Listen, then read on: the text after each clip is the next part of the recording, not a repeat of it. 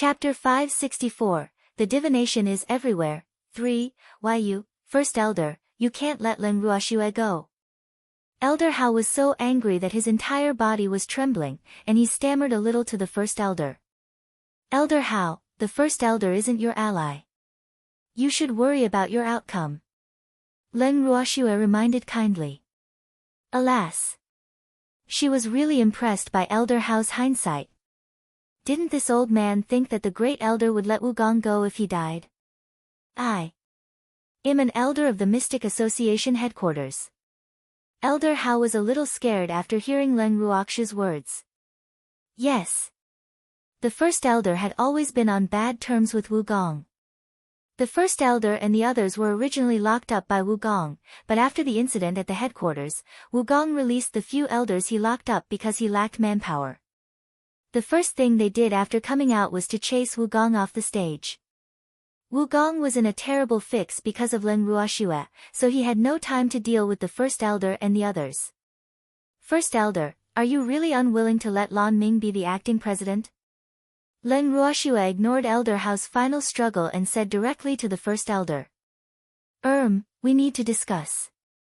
The First Elder knew that Leng Ruoxue was threatening him, but he was helpless at all. Alas! In terms of strength, all of them combined were not Leng Ruoxue and the others' match. Okay, I'll give you half an hour. If you can't give me a satisfactory result in half an hour, don't blame me for being nasty, Leng Ruoxue said, half warningly and half threatening. She didn't want to continue wasting time with these stinky old men. Since they didn't give her face after discussing it nicely, she had to attack. Miss Leng, half an hour is too short, the First Elder couldn't help but say. Is that so? Then 10 minutes will do, Leng Ruoxue said very seriously. She hated others bargaining with her. Half an hour it is. The First Elder was helpless. Then what are we waiting for? Hurry up and discuss it. 2 minutes have passed, Leng Ruoxue urged, her beautiful face full of impatience. Miss Leng, please wait for a moment. The First Elder gathered the elders present in a corner and began to discuss. Lass, will they agree? The little old man whispered curiously. From the looks of the First Elder, they seemed to have a suitable candidate to replace Wugong. They have no other choice, Leng Ruoxue said confidently. Don't blame me for being ruthless if they don't agree. Leng Ruoxue had already made up her mind that she would attack if these old men refused to give her face. The elders of the Mystic Association headquarters who were discussing this in the corner were all depressed. First Elder, what should we do now? An elder in the corner couldn't help asking. He had seen Leng Ruoxue in the Mystic Association headquarters competition last time, but she was only an elementary mystic the last time he saw her. It hadn't been long since then, and she was actually already a mystic monarch with so many mystic sovereigns protecting her. Alas! He had to suspect that Leng Ruoxue was from the Leng family now. Alas! Tell me first. The First Elder sighed and said helplessly. He didn't expect Leng Ruoxue to be so domineering. It seemed like he had to make a decision today. Fortunately, most of the elders present were his people, so he could still influence their thoughts. First Elder, if we really fight, we're probably not Leng Ruoxue and the others' match, another elder said. He was still relatively rational among the elders. In fact, he felt that there was nothing wrong with letting Lan Ming be the acting president.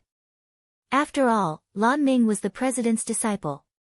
There's no need for you to say that. Even a fool can see it, another elder said with contempt. Would they have endured so much if Leng Ruoxue didn't have so many powerful subordinates by her side? Elder Lu, Elder Wang, stop arguing. Now isn't the time for us to coax each other, First Elder said with some displeasure. He couldn't help being a little depressed as he looked at the elders in front of him and stole glances at the mystic sovereigns beside Leng Ruoxue. Alas! It was no different from not knowing. It was a shock when compared.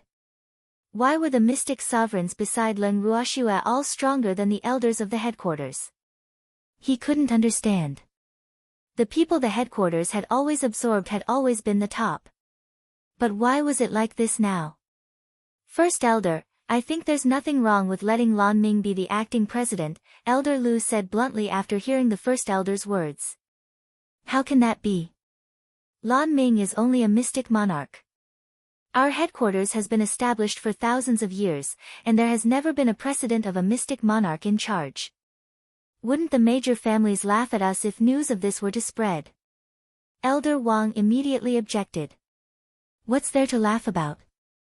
Lan Ming is the president's disciple, and his aptitude can be considered top-notch. I believe that it won't be long before he can advance to mystic sovereign, so I support him as the acting president. Elder Lu took the lead to express his attitude. I support you too. Many elders began to agree after seeing Elder Liu's stance. I object, Elder Wang said in disapproval. Since most of them are supportive, let Lan Ming be the acting president of our headquarters. This way, we can have an explanation with the president when he comes out of seclusion, the first elder said resolutely and looked at the second elder, who had been silent, with a slight apology. The elder consortium originally chose the second elder, but now. First elder, Lan Ming can't convince the public at all by being the acting president of our headquarters. Moreover, what will become of the second elder by letting a young brat be the acting president of the headquarters? Elder Wang said without giving up. He had nothing to say if the second elder was the acting president. However, he was unwilling to let a young brat ride on his head. So be it. Don't use me as an excuse. I have no objections to Lan Ming being the acting president, the second elder, who had been silent, said lazily. His shrewd eyes kept sneaking glances at Leng Ruoxue. However, he realized that he couldn't see through this young girl at all. Elder Wang, second elder has no objections. Do you still object? The first elder asked lightly. Chapter 565, The Divination is Everywhere, 4, How can I have any objections if the second elder doesn't mind? Elder Wang said helplessly. In fact, he despised the second elder, who he didn't dare to fight for. However, his status was higher than his, so he could only hold his anger in. First elder looked at Elder Wang with a slightly deeper meaning, and then strode to Leng Ruoxue and said, Miss Leng, we've discussed it. We agree to let Lan Ming be the acting president of the headquarters. First elder, your decision is wise, Leng Ruoxue praised. In fact, she had already seen through the thoughts of these elders through baby's mind reading just now.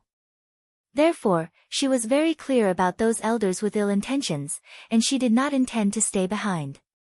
Miss Leng, may I know where Lan Ming is now? The first elder searched among Leng Ruoxue and the others but found no trace of Lan Ming, and couldn't help asking curiously. First elder, I'm here, Lan Ming said speechlessly. Alas! Little Snowy's appearance-changing pill's effects were really extraordinary. No one could recognize him. Ah! You're Lan Ming. Are you disfigured? The first elder asked in disbelief and couldn't help rubbing his eyes. In his heart, Lan Ming was a rare peerless handsome man. How did he become so ugly? No. I was afraid that Wugong would find out, so I changed my appearance. 2 drops of cold sweat hung on Lan Ming's forehead as he explained. Alas! The first elder's imagination was really rich. He was impressed.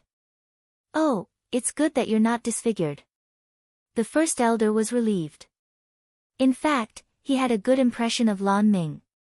He would probably have considered letting Lan Ming be the acting president long ago if not for Lan Ming's strength being too low. Little Lan, eat this. Leng Ruoxue took out a pill and handed it to Lan Ming after hearing their conversation. Oh. Lan Ming took the pill and directly sent it into his mouth, waiting for the medicinal effects to take effect. Time passed slowly. Which one of you isn't afraid of death? How dare you cause trouble in the headquarters? Suddenly, a furious roar sounded in everyone's ears. Immediately after, a beggar covered in dirt barged in angrily. Leng Ruoshua looked at this uninvited beggar speechlessly and was puzzled. Who was this old man? When did such a person appear in the mystic association? With this in mind, her gaze couldn't help turning to the first elder. Don't look at me like that. I don't know this person either, the first elder said silently with his gaze.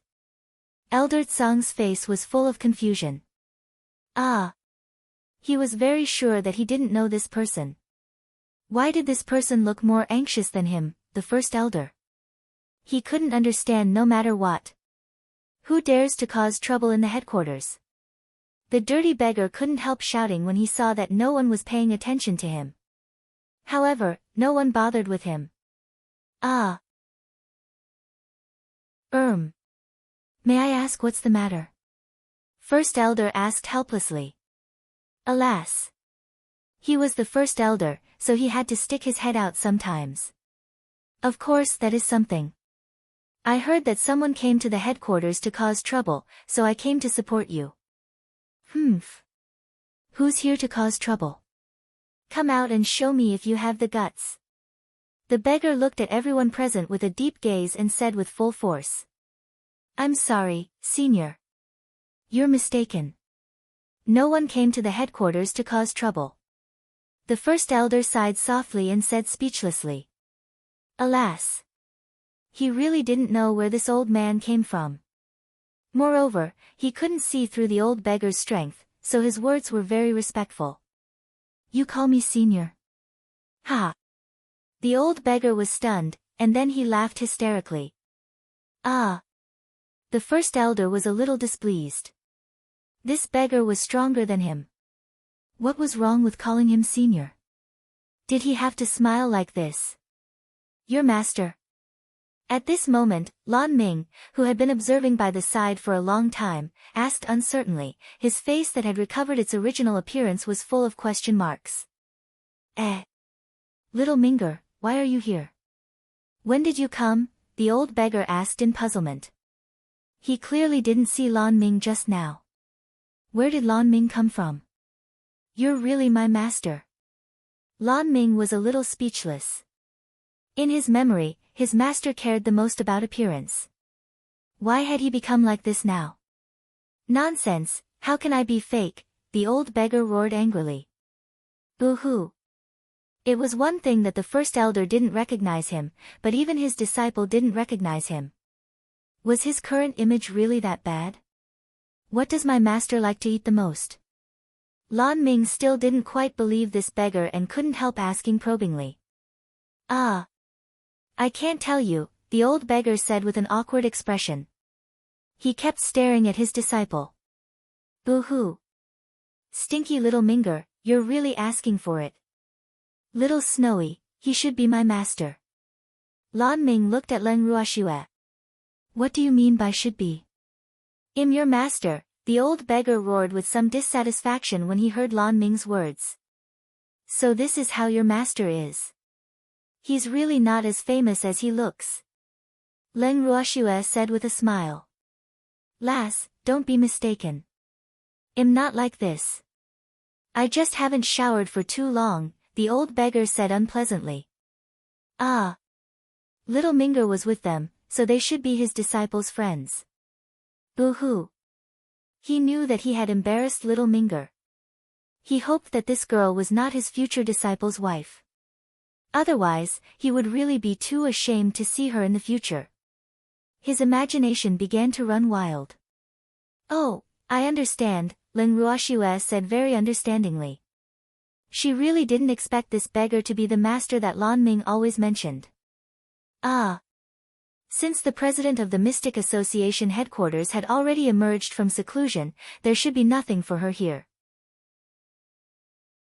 However, she wanted to know who told him that someone came to the Mystic Association headquarters to cause trouble. Hee, it's good that you understand. The old beggar smiled happily. As expected of his disciple's friend, he was so understanding. President, you're out of seclusion. First elder, who finally recovered from his daze, asked in disbelief. Ah. The president's current image was really too unexpected.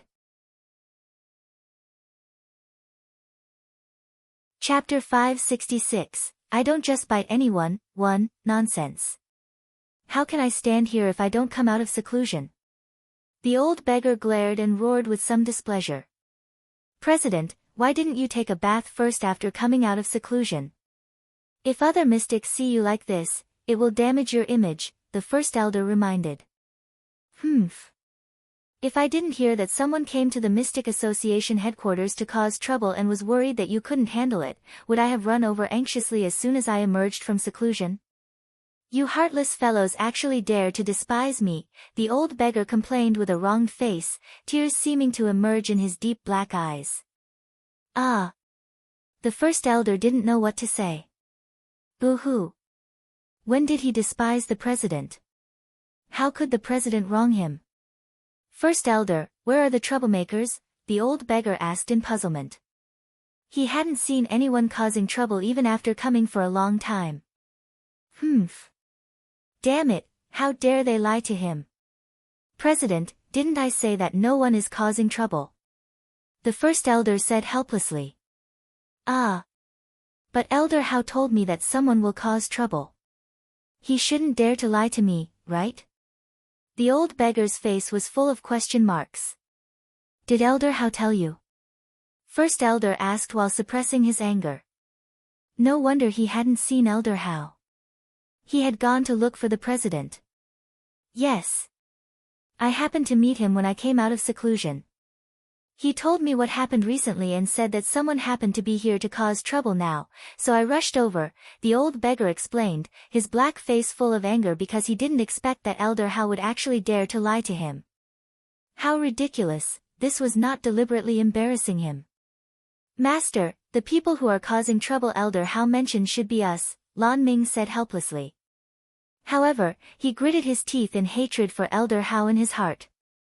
Humph. Damn Elder How, he actually wanted his master to deal with them. He really had ulterior motives. Ah. Little Minger, what happened? The old beggar was confused. However, as the president of the Mystic Association, he still had intelligence. Now, he knew that he had almost been used. Master, this sentence isn't clear either. You should go and freshen up first. I'll tell you later, Lan Ming reminded. Alas. Master's current appearance was really too damaging to his image. Ah. Okay. But where is my room now? The old beggar asked in distress. He didn't expect the headquarters to be destroyed like this after only a few years of seclusion. President, I'll bring you there. The first elder said awkwardly. Alas. It would always end up like this. He really didn't have the face to see the president. Okay, bring me there quickly, the old beggar urged. He really couldn't stand his dirty appearance now. President, please follow me. The first elder brought the old beggar to his temporary room. After the first elder and the old beggar left, Len Ruoxue called Cheng Wu to her side and whispered a few words to him. Then Cheng Wu left the side hall with Song Di and He Zi. Shuer, where did they go? Empty couldn't help asking curiously after Cheng Wu and the others left. To deal with Elder How, Len Ruoxue said very calmly. Oh. Empty answered lightly. He was not surprised by Shuer's decision. On the contrary, he would feel that it was abnormal if Shuer let Elder How go. Little Snowy, let me out.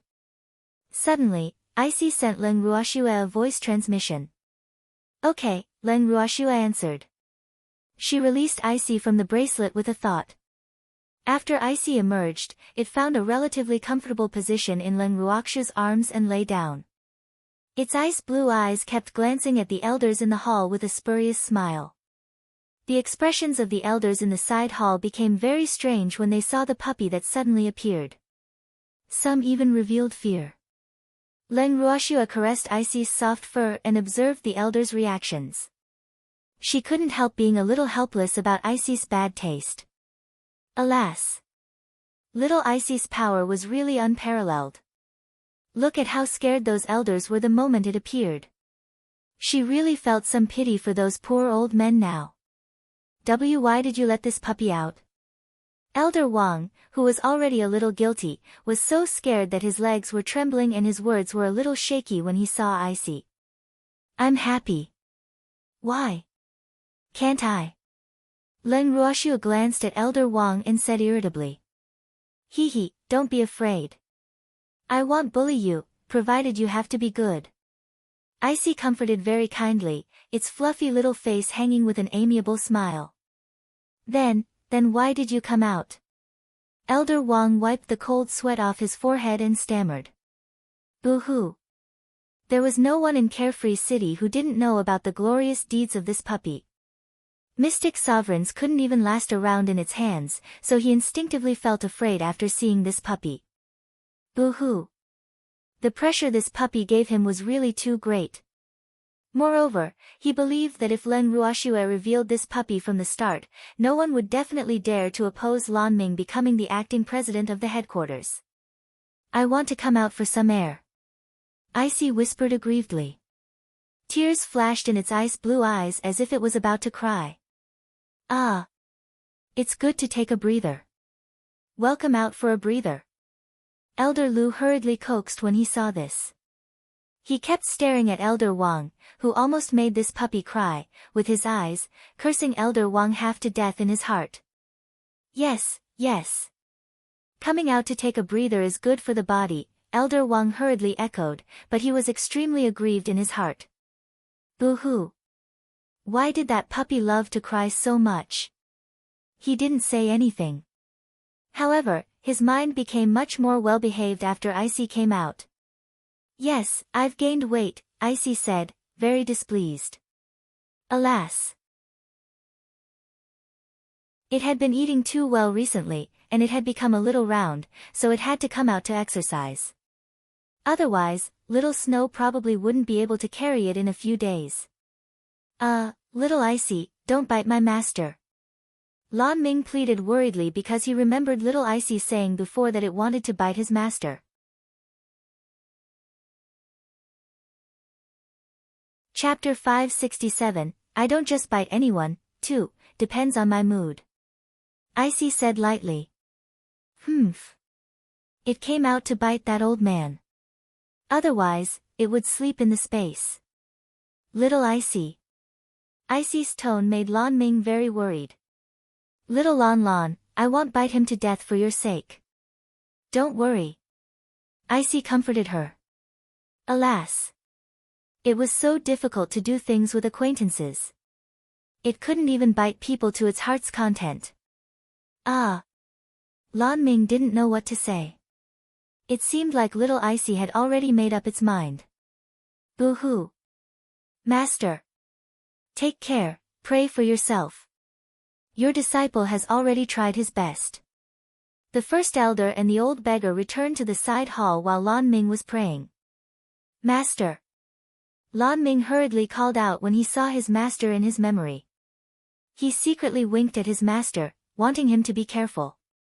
However, the old beggar obviously didn't understand his disciple's intentions.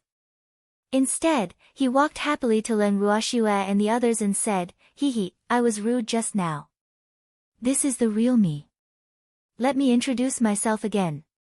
Yu Lin, the president of the Mystic Association headquarters. Leng Ruoxiu. Leng Ruoxiu couldn't help but exclaim in her heart as she looked at the old beggar who had washed up and looked brand new. People really rely on clothes. She didn't expect this old man to be a rare peerless handsome man. Yu Lin looked to be about 40 years old. He was handsome and had an extraordinary bearing. His aura was completely restrained, giving people a very amiable feeling. Miss Leng, I wonder if you and little Minger, Yu Lin asked curiously, the word gossip written on his handsome face. We're friends. Leng Ruoxiu said speechlessly. Alas. Could this old man have any thoughts? It was best not to. Otherwise, his outcome would be tragic. Oh, just friends? Yu Lin asked stubbornly. Yes, maybe not even friends. Leng Ruoxiu held the freak's arm and said lightly. Ah. That's too bad. Yu Lin's face was full of pity. Master. Lan Ming glared at his master with great dissatisfaction. Alas! When could his master have some foresight? He was really very helpless against his master's dullness. Why are you so loud? I'm not deaf. Yulin complained. Ah! Little Snowy, don't mind. My master likes to joke. Lan Ming ignored his master's complaint and looked at Len Ruoxue and the freak apologetically. It's okay. Len Ruoxue said with a light smile, her beautiful eyes looking at the freak comfortingly. Ah! She didn't want the freak to fly into a rage. Are you the president of the Mystic Association headquarters? Icy asked lazily in Len Ruoxue's arms in order to ease the slightly awkward atmosphere, its ice blue eyes staring at Yulin. Yes, I am, Yulin replied honestly, even though he didn't know why the puppy in front of him was asking him this. Hee, I just want to confirm. Icy smiled maliciously.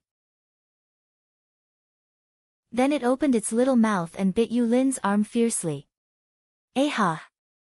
Immediately, a heartbreaking scream spread through the entire side hall. The elders in the side hall looked at the puppy, which was biting the president's arm, in horror, and couldn't help but break out in cold sweat. Compared to the reactions of the elders, Len Ruoxue and the others were much calmer. They watched this scene coldly, and no one spoke. After Yulin was bitten, he kept shaking his arm, wanting to shake the puppy off his arm.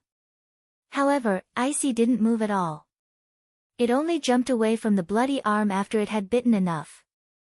Icy returned to Len Ruoxue's arms after biting her. It even closed its eyes to pretend to be asleep, as if everything that happened just now had nothing to do with it. Len Ruoxue looked at Yulin's mangled arm and then at the composed Icy. 2 drops of cold sweat dripped down her forehead. Ah! Little Icy was really ruthless. Fortunately, the body of the Mystic Supremacy was sturdy enough. Otherwise, this arm would have been bitten off if it were anyone else. Master, are you okay? Lan Ming looked at the injury on his master's arm and hurriedly handed him a pill and asked worriedly. Boo-hoo. Poor master. Little Icy's bite was really ruthless. You'll know if I'm okay after being bitten like this. Yulin took the pill and threw it directly into his mouth. He said angrily, his eyes staring at Len Ruoxue pitifully, and he was even more resentful in his heart. Boo-hoo. Why didn't this dog tie itself up a little? How could it jump out and bite anyone casually? He didn't know if this dog was sick or not. Boo-hoo. Should he take an injection? His imagination began to run wild again. Master, I'm not the one who bit you. Lan Ming murmured aggrievedly and looked at Len Ruoxue resentfully. Len Ruoxue turned her head to the side, ignoring the pitiful gazes of the master and disciple. Miss Leng, your dog bit me. Tell me what to do. Yulin could only say bluntly, seeing Len Ruoxue not react under his gaze. Oh. Len Ruoxue answered lightly without any other reaction. That's it. Your dog bit me. Yulin said in disbelief. I know. You said it. Len Ruoxue pretended to be stupid. Don't you have anything to say since you know? Your dog bit me. Yulin reminded. Alas. You're too careless. However, my little Icy won't bite just anyone. You must have provoked it. Len Ruoxue said with a face full of regret and irresponsibly pushed the blame to the unlucky Yulin. It's my first time seeing it today. How can I provoke it? Miss Leng, you can't be like this. You have to be responsible for your dog biting me. Yulin expressed very clearly. Humph. You can't pretend to be stupid. He wasn't someone who could be bitten by just anyone. How do you want me to take responsibility? Why don't I let you bite it too so that you can call it even? Len Ruoxue suggested with a smile.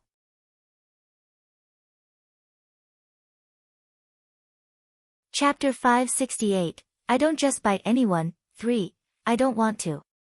Yulin objected strongly. Humph. He was a human. How could he go and bite a puppy?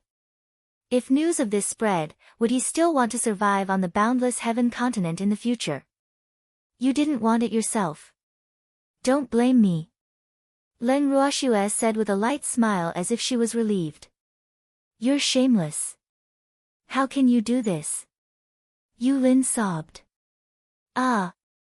Don't tell me you're going to cry. You were just bitten. Is there a need to? Len Ruoxue said speechlessly. Could you Lin not be so childish? Boo-hoo. I was bitten by a dog. It hurts. I wonder if your dog has any illness. Yu Lin said worriedly.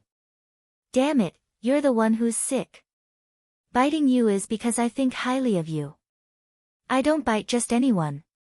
Icy immediately roared furiously when it heard Yu Lin's words. Damn it, it was not a dog. Why did everyone treat it as a dog? Ah. Then don't think too highly of me. My arm was about to be bitten off by you. Yu Lin said speechlessly. Alas. This was the first time he had seen such a cocky dog. This dog was indeed a little different, but it was still a dog no matter how special it was. It was very troublesome to be bitten by a dog. Humph. It'll bite you to death directly if you're not little Lan Lan's master. Icy said fiercely. Ah. Little dog, do I have a grudge with you? I promise I've never eaten dog meat. Yu Lin asked in puzzlement. He really couldn't understand when he had offended this puppy. Look at what the Mystic Association headquarters has become now. Humph. Who asked you to be the president of the headquarters? Who else should I bite but you? Icy said matter-of-factly. In its opinion, this half-old man had to be punished because he couldn't manage the headquarters well. Therefore, he was bitten. The headquarters, Yu Lin was speechless. It seemed like something had happened to the headquarters. Alas. He saw that the headquarters was almost in ruins the moment he emerged. He didn't know what had happened, but the headquarters' current appearance shouldn't have anything to do with him, right? He had been in seclusion. Moreover, no matter what the headquarters became, it had nothing to do with this puppy, right? Why should it bite him? He felt especially aggrieved thinking of this. The headquarters is in this state now. As the president of the headquarters, you can't escape the blame, so don't think that you have nothing to do with it just because you're in seclusion. Humph. Would the headquarters have become like this if you didn't have poor judgment of people? Icy saw through Yu Lin's thoughts and said coldly. Can any of you tell me what exactly is going on? Yu Lin frowned and asked the elders in the hall with some displeasure when he heard Icy's words. Alas. This puppy's words made him a little ashamed. Yes. He might be in seclusion, but no matter what happened in the headquarters, he couldn't shirk the responsibility as the president of the headquarters. It seemed like he was really going back farther and farther as he lived. He was actually inferior to a puppy. He really deserved to be bitten. He didn't suffer this bite for nothing. He understood. The elders looked at each other, not knowing how to say it. Even the first elder lowered his head, not daring to look at Yu Lin. Master, I'll tell you. Lan Ming mustered his courage and said when he saw that none of the elders dared to speak. Alas. Hopefully, the master wouldn't be angry when he knew. One had to know that even though the master was usually polite and refined, no one in the Mystic Association headquarters could withstand it if he really became angry. Okay, little Minger, tell master, Yu Lin said while suppressing his anger. Lan Ming nodded. Then he described in detail everything that had happened in the headquarters during his master's seclusion, as well as what Wu Gong and the others had done. After hearing Lan Ming's words, Yu Lin's frown became tighter and tighter, and his face became darker and darker. In the end, the elders present didn't even dare to breathe heavily. Len Ruoxue laughed in her heart as she listened to Lan Ming's vivid description. Hee, it seemed that her education of Lan Ming had begun to take effect. Lan Ming had actually learned to add oil to the fire. Moreover, he had even told her master about Wu Gong's gossip scandal. Ha! Damn it, where's Wu Gong? Elder Wang, Get Wugong here. Yu Lin ordered furiously after hearing his disciple's statement. Ah! President, Vice President Wu is missing. It's said that she eloped with someone. Elder Wang whispered fearfully. Boo-hoo. He realized that after the president emerged from seclusion this time, his aura had become stronger than before, so he had no choice but to behave. Elope? Who did he elope with? Would anyone want that old thing? Yu Lin said with slight mockery. Probably with Madame Sunday. Elder Wang wiped the cold sweat off his forehead and said ingratiatingly. Ah! Which Madame Sun? Yu Lin was stunned and didn't react for a moment. She's the wife of the acting patriarch of the Sun family, Elder Wang explained carefully. Boo-hoo. This was a secret that couldn't be revealed by the super families. Why did it have to come out of his mouth? Ha, that old man Wugong is really too useless. He's still thinking about that old woman. Yu Lin said with a mocking smile on his face. He thought Wugong had a new lover when Lan Ming told him just now. He really didn't expect it to be that old woman. Alas! It seemed that Wugong was really hopeless. However, would that old woman really abandon Madame Sun's noble status and elope with Wugong? He was a little skeptical. Ah! Several black lines couldn't help but slide down the elders' foreheads, and they couldn't help but grumble in their hearts in unison. President! Don't say these shameful things. The Mystic Association headquarters would become a laughing stock if news of it spread. Elder Wang, send a letter to the patriarch of the Sun family. Tell him that his wife abducted the vice president of our Mystic Association and asked him to return her. Yu Lin said, wanting to see the world burn. His handsome face was full of gloating smiles. Humph. Wugong had done so many good things for the Mystic Association and bullied his disciple. He couldn't let that adulterous couple be too carefree. President, this isn't too good, right? This concerns Vice President Wu's reputation, right? Cold sweat rolled down Elder Wang's forehead as he wanted to cry but had no tears. Boo-hoo. Why did the president capture him as an able-bodied man? Why didn't he think of him for a good thing? He was so depressed.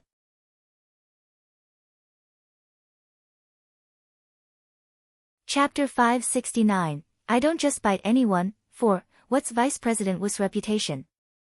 I'm doing this for the reputation of our headquarters, so I have to capture Wugong and punish him. Yu Lin said with determination. Humph. Wugong caused so much trouble while he was in seclusion and caused him to be bitten by a dog. He had to find that damn Wugong to settle this score. President, Elder Wang called out softly, still wanting to make a final struggle. Why aren't you going yet? Yu Lin glared at Elder Wang and asked with displeasure with a dark handsome face. I don't dare to go myself, Elder Wang sobbed spinelessly. He could already foresee that he would definitely be skinned alive by the acting patriarch of the Sun family if he went to the Sun family alone. Look at your bear-like appearance. You are an elder of our Mystic Association. That green-furred turtle from the Sun family won't dare to do anything to you. At most, he will give you a good beating, so there's no need to be afraid. Go ahead boldly. Yu Lin encouraged nonchalantly. However, he didn't think so in his heart. In fact, he couldn't wait for that long-furred turtle from the Sun family to kill Elder Wang. As for why? Hee. It could only be understood but not explained. President, I really don't dare to go alone. Boo-hoo, Elder Wang cried as he spoke. People who didn't know would definitely think that he had been bullied by others with that pitiful appearance. Oh, this isn't easy to deal with. Yu Lin frowned, his handsome face full of difficulties. Elder Wang, how about this? Go ask those elders yourself and see if any of them are willing to accompany you. I won't stop them if any of them want to go. However, I can't force them if no one is willing to accompany you to the Sun family, right? Yu Lin continued after thinking for a while. Moreover, what he said implied that he was a good and understanding president who wouldn't force others. Or not? Elder Wang was resentful. You said you won't force them, so why must you force me to go? Boo-hoo. This is obviously contradictory. Moreover, he couldn't understand either. Didn't the president just come out of seclusion? He shouldn't have any leverage against the president. Why did the president scheme against him like this? With this in mind, he stole a glance at Yulin and then turned his gaze to the other elders. After seeing his inquisitive gaze, all the elders present turned their heads to the other side in unison, ignoring his plea for help. Anyway, the president said that he would not force them to accompany the unlucky Elder Wang to the Sun family, so they were not afraid. However, everyone was working together after all, so it was not good to be too stiff. Therefore, pretending to be muddle-headed was the best choice. Elder Chen, come with me. Elder Wang could only name names when he saw that everyone ignored him. Humph. Don't you want to hide, you ungrateful things? I won't let you have your way, so the first person he called was also the elder who usually had the best relationship with him. Elder Wang, I really want to accompany you, but I'm really sorry. It's inconvenient for me to travel these few days. Otherwise, it will bring you disaster. Elder Chen, whose name was mentioned, had a troubled expression on his old face. Boo-hoo. Going to the Sun family was not a good job. It was difficult to say if he could return alive. How could he be willing to accompany Elder Wang, who was despised by the president, to his death? It's okay. I don't mind, Elder Wang said through gritted teeth. Humph. Praising their usually good relationship, but Elder Chen actually didn't give him face. He hated it. But I mind. It's fine if anything happens to me alone. I'll feel guilty for life if I implicate you, Elder Chen said hurriedly. Hee, Elder Wang, don't force Elder Chen since it's inconvenient. Ask the other elders. Perhaps someone will be willing to accompany you. Yulin spoke before Elder Wang. His words made the extremely unwilling Elder Chen heave a huge sigh of relief, but it made Elder Wang extremely depressed. Elder Lu, accompany me. Elder Wang saw that he could not count on the elders who were usually on good terms with him, so he could only seek help from the elders who were not on good terms with him, hoping that there would be a righteous person among them willing to accompany him to the Sun family. However, his wishful thinking was wrong because Elder Lu ignored him at all. Instead, he closed his eyes and pretended to sleep. Elder Wang was so angry that he almost vomited blood seeing this situation. Elder Wang, looks like you're the only one who can deliver the letter. Yulin said helplessly. Alas. In fact, he sympathized with Elder Wang because in his opinion, no one was willing to face difficulties with him because Elder Wang's social relations were too poor. Alas. Alright, I'll set off for the Sun family tomorrow. Elder Wang braced himself. In fact, his heart was bleeding. Don't wait for tomorrow. You can set off now, Yulin urged anxiously. Ah. President, it's getting late. If I set off now, I'll have to sleep on the streets tonight, Elder Wang reminded. Boo-hoo. He really didn't know how he had offended the president, why he was so impatient to chase him away. Oh, then stay for the night and set off tomorrow morning. Yulin looked at the sky. Yes, then I'll take my leave and rest first, Elder Wang said, wanting to cry but had no tears. Alas. He didn't dare to stay any longer. Otherwise, he didn't know what the president would think of to mess with him again. Therefore, it was better to disappear in front of the president as soon as possible. Okay, first elder, go and rest too. Yulin nodded and said to the first elder and the others. President, we'll take our leave first. The first elder bowed slightly and left the side hall with the elders after speaking. Len Ruoshua looked at Yulin openly when she saw that the elders of the Mystic Association headquarters had left. To be honest, she originally thought that Yulin was an old man out of line. However, Yulin's performance just now showed her his scheming and protective side. Alas. It seemed like he was another old man who liked to pretend. Lass, you'll be embarrassed if you look at me so intently. Yulin said shamelessly when he felt Lin Ruoxia's inquisitive gaze, his handsome face even revealing a shy expression.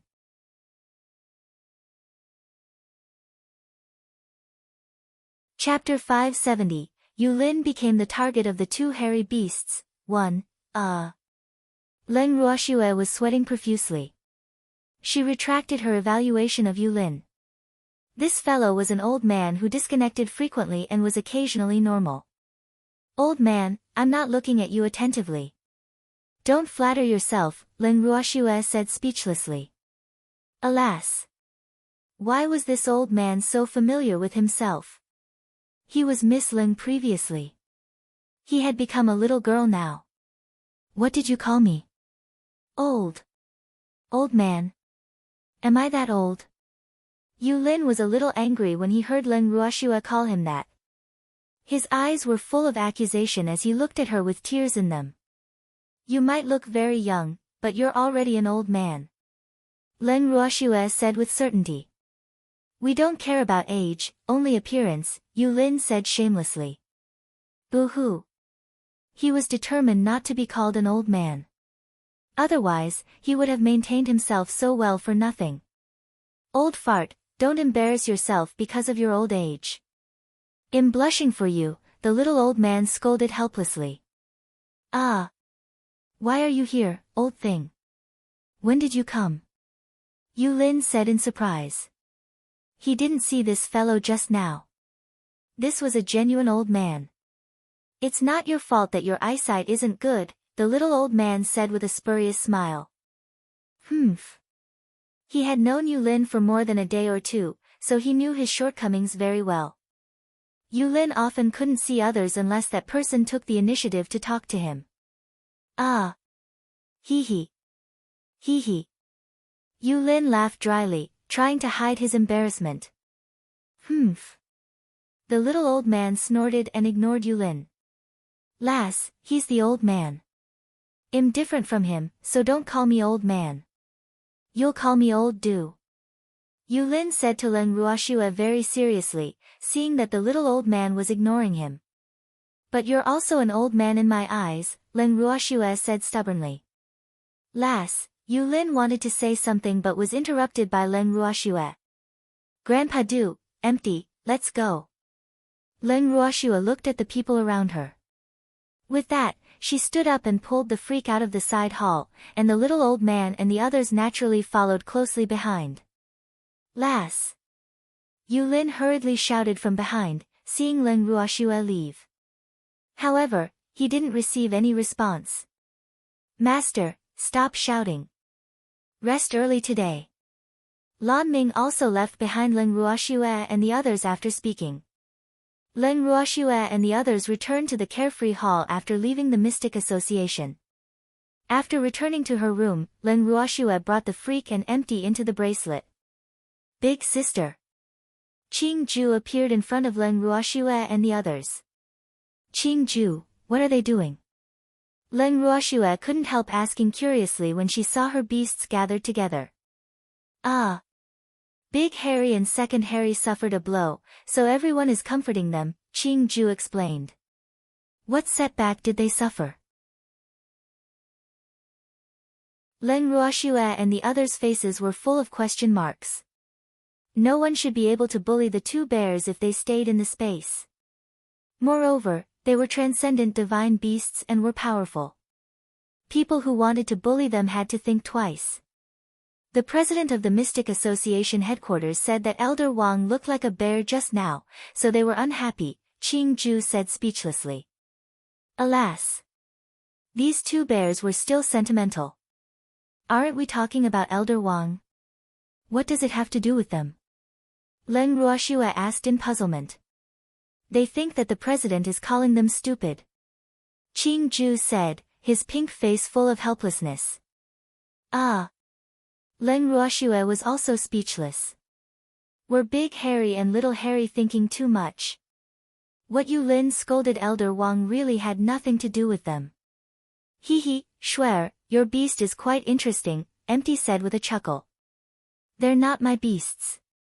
They're old man Zao, Len Ruoxue reminded. Alas! She really didn't know who these two beasts took after. Why were they so suicidal? Aren't they in your space? They are yours, Empty said matter-of-factly. In fact, in his opinion, those beasts were equivalent to her even if they didn't contract with Schwer, just like his Icy. If Schwer encountered danger, Icy would take the initiative to help her without his orders. You mean little Icy is mine too? Len Ruoxue looked at the puppy sleeping soundly in her arms and deliberately distorted Empty's words. Pretty much. Icy spent more time with you than with me. Empty reminded, his tone slightly complaining. Empty, are you jealous? Len Ruoxue asked in realization. I'm not, Empty quickly denied. How could he be jealous of Schwer? Ah. It was a little. But he wouldn't admit it. Let's go see Big Harry and Little Harry. Len Ruoxue couldn't be bothered to expose him and said to the Freak and Empty. Okay. The two of them nodded slightly and followed Len Ruoxue to the place where the beasts were gathered. Big Harry, Little Harry. Len Ruoxue called out softly. Miss.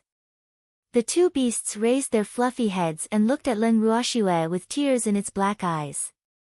They called her Miss just like Len Ruoxue's subordinates because they were not Len Ruoxue's beasts. Ah. Why are you crying? Who bullied you? Tell me, I'll teach them a lesson. Len Ruoxue said knowingly to the advisor, but she couldn't help sighing in her heart. Alas! Look at these two cents, as if they had suffered a lot. Was it that serious? Miss, we are really not so stupid, nor are we so timid and incompetent. Therefore, can you humans not bring us bears along when cursing? We are very aggrieved. Big Harry complained with a long face. Ah. Big Harry. In fact, this really has nothing to do with you, so don't think too much. Be good. Len Ruoxue coaxed helplessly. You humans often hurt the self-esteem of us beasts. When you scold others, you are either talking about pigs or bears. Boo-hoo. We just look a little clumsy. In fact, we are not stupid at all. Tell me, how did we provoke you? Why are you making things difficult for us? Big Harry was aggrieved, very aggrieved because it often hurt itself being scolded innocently in Myriad Mountain City. However, its reaction at that time was not as big as it was now.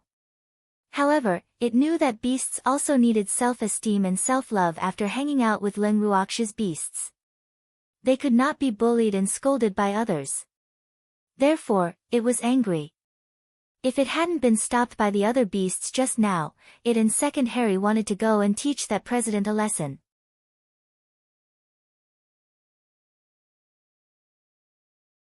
Chapter 571, Yulin became the target of the two hairy beasts, too. Big Harry, I'll apologize to you on Yulin's behalf, okay? He really didn't do it on purpose. Len Ruoxue caressed Big Harry's head. Miss, I want to teach him a lesson personally. Big Harry pleaded. It knew that this person was Lan Ming's master, so it didn't want to make things difficult for Miss. Big Harry, Yulin is a mystic supremacy. Len Ruoxue reminded him. Alas! Big Harry's defense might be very powerful, but his strength was still inferior to a mystic supremacy, so she was very afraid that Big Harry would not be calm. Miss, I know. I'll join forces with Little Harry to teach him a lesson. Big Harry scratched its big head. Hee, it was not so stupid to deal with a mystic supremacy by itself. Little Harry and it were level 4 transcendent divine beasts, and their strength was equivalent to a human mystic sovereign. With their powerful defense, they might not necessarily be able to defeat a mystic supremacy, but it would not be a problem to teach him a lesson. Alright. However, I don't want you to be injured. Len Ruoxue said very cautiously. Yes, we will be careful. Big Harry promised. With Miss' consent, it could teach that old man a lesson freely. Hee. Alas. Poor Yulin. Empty whispered with a light smile, his handsome face full of gloating. You seem very happy. Leng Ruoxue said in realization. The three of them sat down on the stone chair in front of the purple bamboo hut after persuading Leng Mao. Of course I'm happy, but I'm afraid someone won't be happy. First he was bitten by a dog, and then he was beaten by a bear. Alas! Poor fellow. Empty said sympathetically, but there was no sympathy in his tone. Master, I'm not a dog. Icy, which had been closing its eyes, suddenly opened its ice-blue eyes and said with slight dissatisfaction. Boo-hoo. Master was too evil. He actually called it a dog. Hee, Icy, your transmogrification looks like a puppy. Empty smiled nonchalantly. Then I won't transmogrify anymore. Icy roared furiously. It was really infuriating. That won't do. Little Icy, if you don't change your appearance, I won't be able to bring you out in the future, Leng Ruoxue reminded helplessly. Boo-hoo. I don't want to be treated as a dog. Icy looked at Leng Ruoxue with tears in its blue eyes and said aggrievedly. Little Icy, calm down. Just ignore those people with poor judgment. Why fuss about it with them? It's beneath your dignity. Leng Ruoxue coaxed. Yes, little Snowy is right. I'll bite whoever calls me a dog in the future. Icy said as if it had made a big decision. Ah! 2 drops of cold sweat dripped down Leng Ruoxue's forehead. That was really not what she meant. Hee, Schwer, it's getting late. Let's rest early. The freak smiled gently at Leng Ruoxue. Okay. Leng Ruoxue hurriedly nodded. Then she placed the Icy on the stone table, pulled the freak away, and left. She didn't dare to continue chatting. Otherwise, she was really afraid that all her beasts would become violent beasts. Why did little Snowy slip away so quickly? I'm not done yet. Icy murmured to itself in puzzlement after seeing Leng Ruoxue and the freak leave. Icy, do you really intend to bite whoever you see in the future? Empty asked curiously. Hee, then he would really become a mad dog. Master, when did I say I'll bite whoever I see? I mean, I'll bite whoever calls me a puppy. Icy corrected. Boo-hoo. Master is a baddie. Hee, Icy, the dog that bites isn't a good dog. Empty said fearlessly. Master. Icy roared uncontrollably. Its big ice-blue eyes glared fiercely at Empty. Moreover, a layer of tears actually welled up in its eyes as it glared. Ah! Icy, I'm going to rest too. Seeing that Icy was crying, Empty hurriedly escaped. Hee. Icy couldn't help revealing a smug smile seeing that its master was scared away. The tears in its blue eyes had long disappeared. Little dog, you're quite good at acting. White Dawn appeared out of nowhere and jumped onto the stone table with slight provocation. Kitten, what do you know? This is called wisdom. Icy said nonchalantly, its face full of pride. It's not good to bully your master. White Dawn reminded. It's okay. My master is used to being bullied by me, Icy said shamelessly. Alas. Your master is so pitiful. White Dawn said with a sympathetic face. It was also very important for the master to find a better beast. Kitten, outsiders won't understand the way I interact with master. Icy closed its eyes and said nostalgically. Little dog, continue bullying your master. I'm going to bed. White Dawn jumped off the stone table and returned to its room. Alas. It's also painful not to be understood by beasts. Icy sighed and then fell asleep. The next day, Leng Ruoxue and the freak went directly to the living room after leaving the bracelet. Little Snowy, you're up. Lan Ming hurriedly greeted Leng Ruoxue and the freak when he saw them. Lass, you really can sleep. It's almost noon, Yulin complained as he sat beside Lan Ming. Did President Yu specially look for us? Leng Ruoxue asked very politely. However, she couldn't help but grumble in her heart. Humph. What does it have to do with you whether we can sleep or not? We didn't ask you to wait here. Of course, little girl. Thank you for taking care of my disciple during this period of time. Also, you called me old man yesterday. Why are you calling me President Yu again today? Yulin pretended to be displeased. Old man still sounded more friendly. Yesterday was yesterday, and now is different. Moreover, you don't have to be so polite. In fact, we didn't take care of him much. He has to pay for his food and lodging, Leng Ruoxue said honestly. At the same time, she became alert because she felt that there seemed to be a hidden meaning in Yulin's words. Ah. Could there be a trap? Lass, I'm not being polite. You took good care of me even if I paid. Yulin said with a smile.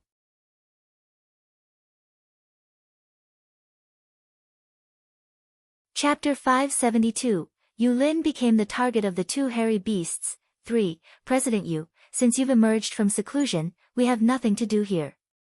We intend to leave Carefree City tomorrow, Leng Ruoxue said bluntly. They had just discussed this in the morning. Leave? Lass, how can it compare to Carefree City? Why don't you stay in Carefree City? This is the holy land in the hearts of mystics. Moreover, not just any mystic can settle in Carefree City, Yulin coaxed, his expression like a big gray wolf that was deceiving Little Red Riding Hood. Thank you for your good intentions, President Yu. We already have a place to stay. Moreover, we won't stay in the same place for too long, Leng Ruoxue said. She didn't know Yulin's intentions, but she didn't intend to let him have his way no matter what he thought. Little girl, are you talking about Myriad Mountain City? To be honest, how is it very chaotic? How can it compare to Carefree City? Yulin persuaded stubbornly. In fact, he naturally had his reasons for wanting Leng Ruoxue and the others to stay. Alas! The situation of the Mystic Association headquarters was very bad now, so he really hoped that Leng Ruoxue could stay in Carefree City. Who asked her subordinates to have so many powerful mystic sovereigns? He didn't want Leng Ruoxue's power to be possessed by any family. Leng Ruoxue didn't intend to rely on any family according to Little Minger, but he couldn't be completely at ease if he couldn't leave them in Carefree City. We don't intend to stay in Myriad Mountain City for long either, Leng Ruoxue said calmly. Lass, where do you intend to stay? Tell me, I can help you find a suitable residence, Yulin asked expectantly. We don't intend to stay in any place for long, Leng Ruoxue said helplessly. She was very helpless against Yulin's stubbornness. Alas! She could finally tell that Yulin was determined to rope them in. Lass, no matter where you want to go to train, you have to have a fixed residence. This way, if you're tired in the future, you'll have a place to rest. You have to know that the feeling of home and inn is different. Yulin Xiao said with affection. Yes, President Yu is right, Leng Ruoxue said nonchalantly. Alas! Yulin might be right, but she had the dry kun bracelet, so it was the same wherever they were. They might not stay even if they had a fixed residence. At most, it was to fool others. Hee, in that case, I'll arrange a residence for you in Carefree City. In this way, you won't have to stay in an inn when you come to Carefree City in the future. Yulin said very warmly. All right then. Leng Ruoxue answered reluctantly. Alas, it seemed that Yulin would not give up if she didn't agree. Hee, then come with me quickly. I'll bring you to your residence now. Yulin stood up and said impatiently. Ah. So soon. Leng Ruoxue was speechless. She didn't expect Yulin to be so impatient. I've already prepared. Just come with me to take a look, Yulin said happily. Hee, the place he arranged for Leng Ruoxue and the others belonged to the Mystic Association headquarters. They didn't have to look for it on the spot, so how could it not be fast? Okay, let's go. Leng Ruoxue and the freak's eyes met, and they both saw helplessness on each other's faces. Alas! The two of them sighed softly, then stood up reluctantly and left the carefree hall with Yulin. Little Snowy, I'm so sorry. My master made things difficult for you, Lan Ming, who was following Ling Ruoxue and the freak, said shyly on the way. It's okay. It's just a residence. We can't refuse your master's good intentions for your sake. Ling Ruoxue said understandingly. In fact, she really didn't care much. Anyway, whether they stayed or not was up to her. Yulin couldn't force them to stay. Thank you. Lan Ming said softly. Little Lan, Big Harry and Little Harry intend to teach your master a lesson, Ling Ruoxue said after some hesitation. She felt that Lan Ming should be mentally prepared so that his heart wouldn't ache when he saw his master getting beaten up later. At the same time, she told Lan Ming not to interfere in this matter. Ah. Why? My master shouldn't have offended them, right? Lan Ming asked in puzzlement. He really couldn't understand why his master was targeted by those two bears when he had just emerged from seclusion. Alas! Poor master, what bad luck did you have? Unfortunately, I'm sorry, Ling Ruoxue said sympathetically and didn't tell Lan Ming the whole story. Lan Ming was very speechless after hearing it because he felt that his master was really too unlucky. This was simply an undeserved calamity. Little Snowy, can you let those two fur claws show mercy? Lan Ming pleaded. Boo-hoo. He was really afraid that those two bears would beat his master up too badly. Little Lan, your master will definitely be angered to death if he hears you say this. He's a mystic supremacy. How can you not have confidence in him? This is called boosting his beastly aspirations to destroy his master's prestige. Ling Ruoxue said in disapproval. In fact, she was looking forward to the battle between the two hairy beasts and Yulin. Hee. What are you talking about? Why are you walking so slowly? Yulin couldn't help asking curiously when he saw Ling Ruoxue and the others walking slowly behind and even chatting as they walked. Nothing. Just chatting. How far are we? Ling Ruoxue couldn't help asking. Where did this Yulin want to bring them? They seem to have walked far away. We're almost there, just ahead, Yulin said mysteriously. Master, Lan Ming looked at Yulin and hesitated. Boo-hoo. He really wanted to remind his master. However, he was afraid that Little Snowy would be unhappy.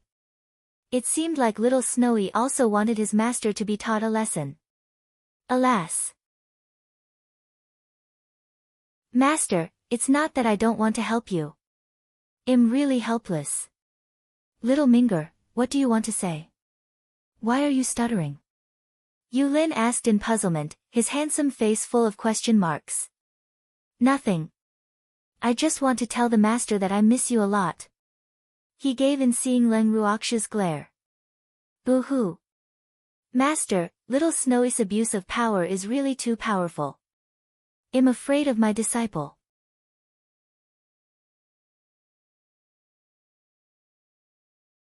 Chapter 573, Is this considered a duel? 1. Little Minger, you don't have to tell Master about this. Master understands your intentions. 2 drops of cold sweat dripped down Yulin's forehead as he said unnaturally. He couldn't understand why his disciple was so mushy today. Master, you have to take care of your body. Lan Ming said very implicitly. Alas. Hopefully, Master could understand his hint. Don't worry, Master will definitely take care of his body, Yulin said in puzzlement, his handsome face full of confusion. Clearly, he didn't understand Lan Ming's hint. Ling Ruoxue was secretly amused as she listened to the conversation between the master and disciple. Ha! Little Lan was so gullible. He actually really thought that she didn't allow him to tell her that he wanted to find Yulin for a duel. In fact, she didn't glare at him at all because of this, hee. You two really have a deep master-disciple relationship. Ling Ruoxue said with slight envy. Of course. I raised Little Minger single-handedly. Yulin said proudly. Ah. Seems like you're not young anymore, Len Ruoxue said in realization.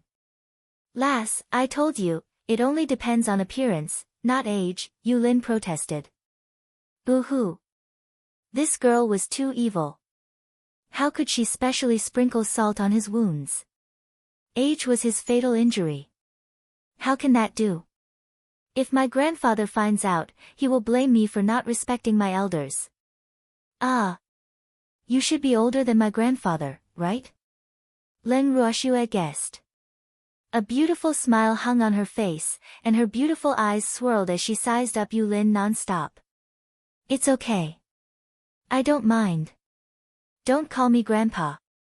Just call me big brother, Yulin said fearfully. In your dreams.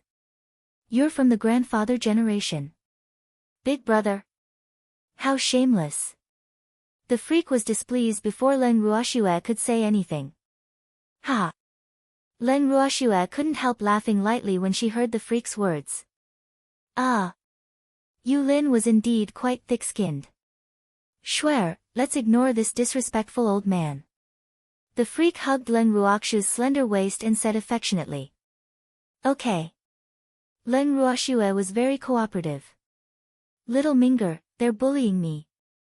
Yulin couldn't help complaining to his disciple as he watched them sing. Ah! Master, lead the way quickly. Lan Ming said helplessly.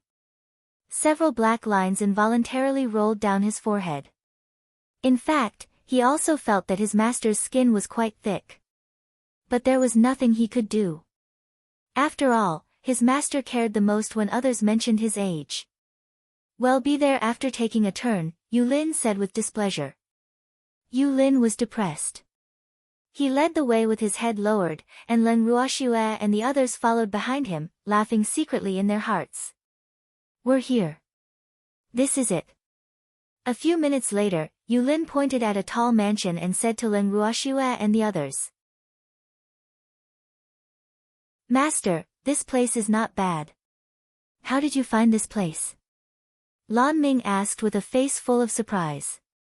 At the same time, he was a little puzzled in his heart. When did Master become so efficient? He actually found such a good house in just one night. One had to know that such a property was absolutely considered to be at an astronomical price in Carefree City. Moreover, it might not be possible to buy it even if one had money. Nonsense. Of course this place is good. This is the property of our mystic association. Yulin roared angrily. Humph. He was still angry. Is this the business of the Mystic Association headquarters? I thought the businesses of the headquarters were all tattered. Len Ruoxue teased with a light smile. After all, the business of the headquarters where Wugong lived after she blew up the Mystic Association headquarters was an empty yard that had been abandoned for many years. How is that possible? We will always stand tall in the boundless heaven continent for thousands of years. There are many good things. Yulin's proud tail was about to curl into the sky when he said this. Oh, what about Wugong's yard? Len Ruoxue asked curiously. Wugong is only the vice president. There are many things he doesn't know about the headquarters. As for the yard he lives in, it belongs to the public property of the Mystic Association headquarters. Everyone knows, but only the president is qualified to know about the hidden property, Yulin explained with a smug face. Humph. If Wugong thought that just because he stirred up trouble, he could take over the headquarters, then he was mistaken. There were many things he didn't know about the headquarters. Even if he became the president, he couldn't really control the headquarters.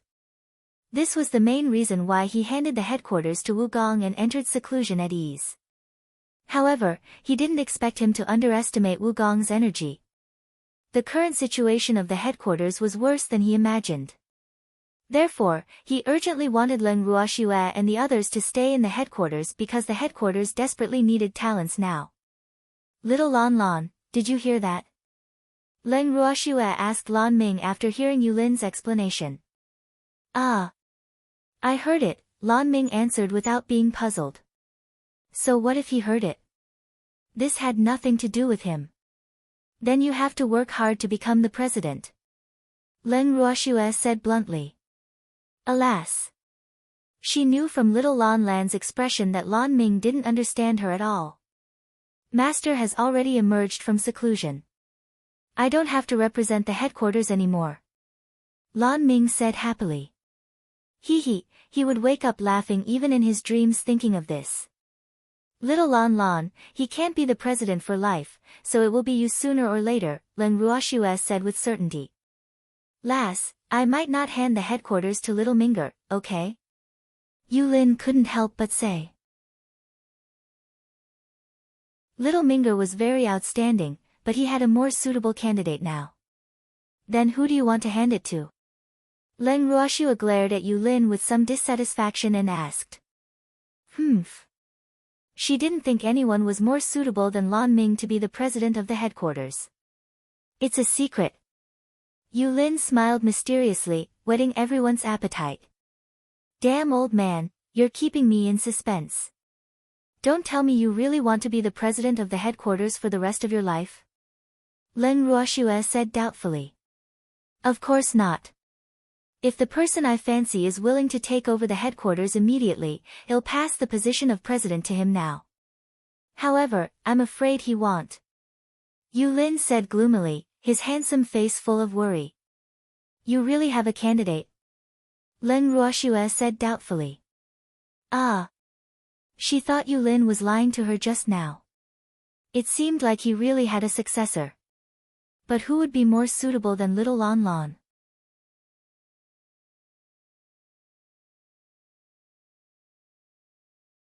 Chapter 574, Is this considered a duel? 2, yes, but he won't agree now, so my journey to seek talents is still very long.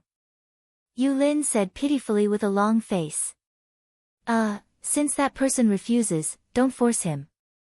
Let little Lan Lan be your successor. Leng Ruoxue suggested.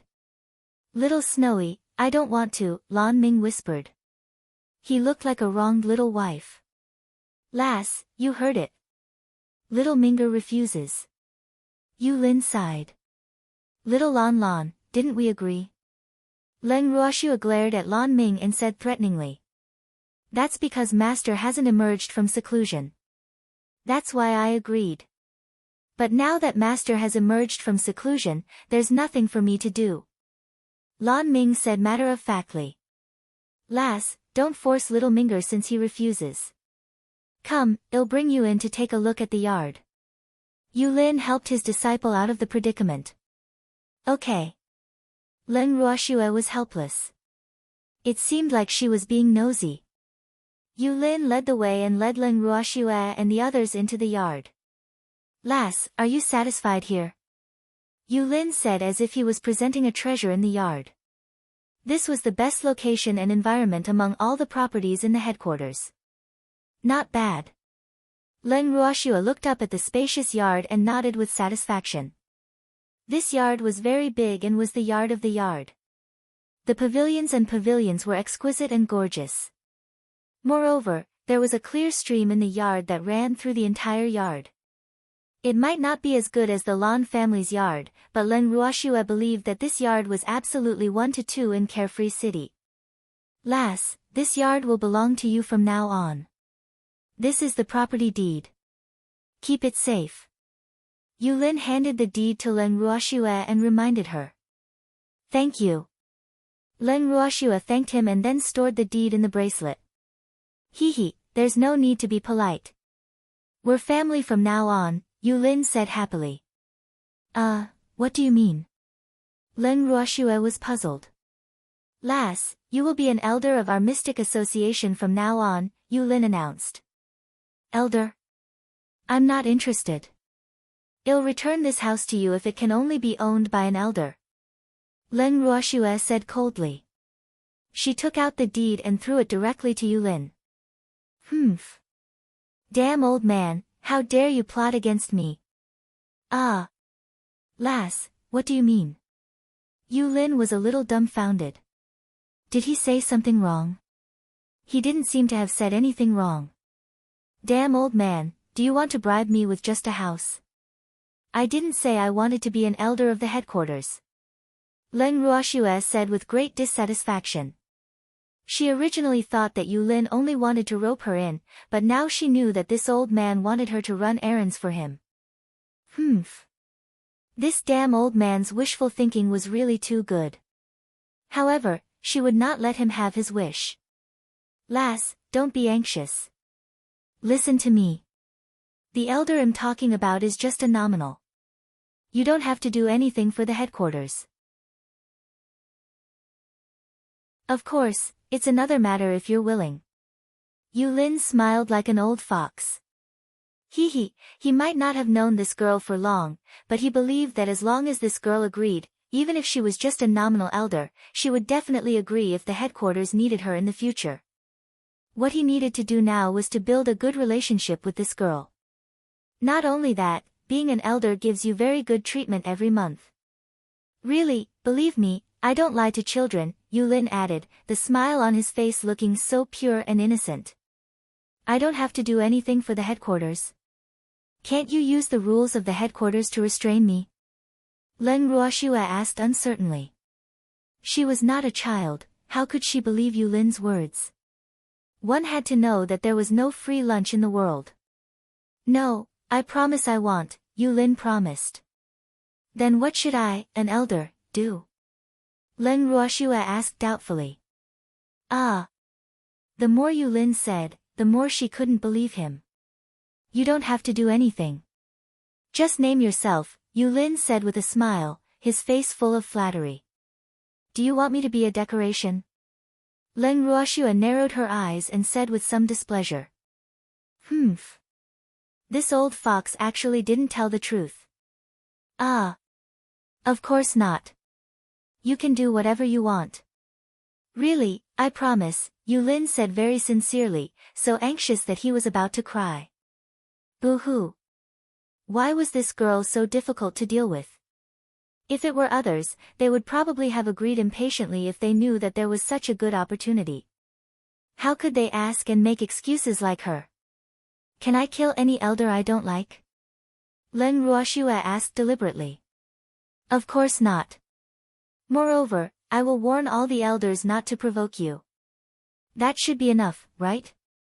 Yu Lin looked at Leng Ruoxue like a little wife and asked very obediently. Leng Ruoxue was speechless. Did Yu Lin mean that he could do it in secret? She didn't understand. What benefits would it bring to Yu Lin if he didn't follow his principles? I'm just a mystic monarch. You really don't have to compromise. Leng Ruoxue was helpless. This was the only word she could think of now. Alas! Why on earth did this old man do it? You might be a mystic monarch now, but you have potential, so you deserve to be an elder of the headquarters, Yu Lin said pompously. The elders of the headquarters won't agree, Leng Ruoxue said in realization. Those old men had been around for many years and finally became elders. If they knew that she became an elder of the headquarters because the president begged her, they would be so angry. Anyone who dares to object will be expelled from the headquarters. They won't dare to object, Yu Lin said confidently. Swear, promise him. Empty sent a helpless voice transmission from the bracelet. Alas! He felt uncomfortable seeing Yu Lin's current appearance. In fact, he knew Yu Lin's goal very well. However, he also knew that Shuer would not agree with that fellow.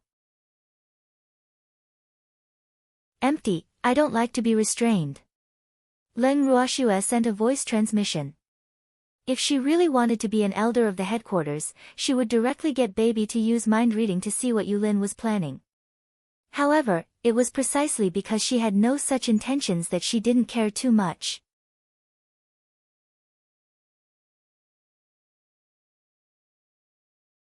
Chapter 575, Is this considered a duel? 3. Shuer, didn't he say that he only wants your name? I think he won't dare to cheat, Empty pleaded for Yu Lin. All right then. Leng Ruoxue sighed and answered reluctantly. Little girl, promise me. Yu Lin couldn't help saying anxiously when he saw Leng Ruoxue not responding for a long time. It's not impossible for me to agree with you, but I have to say the ugly things first.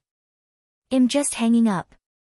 You can't order me to do anything, nor can you use the rules of the headquarters to restrain me. In short, you can't order me around, Len Ruoxue said without any emotion. No problem. You can do whatever you want as long as you agree to be listed, Yu Lin said with a smile. As long as you can agree to my condition, I will be an elder of the headquarters from now on. I will of course be a nominee, Len Ruoxue said with certainty.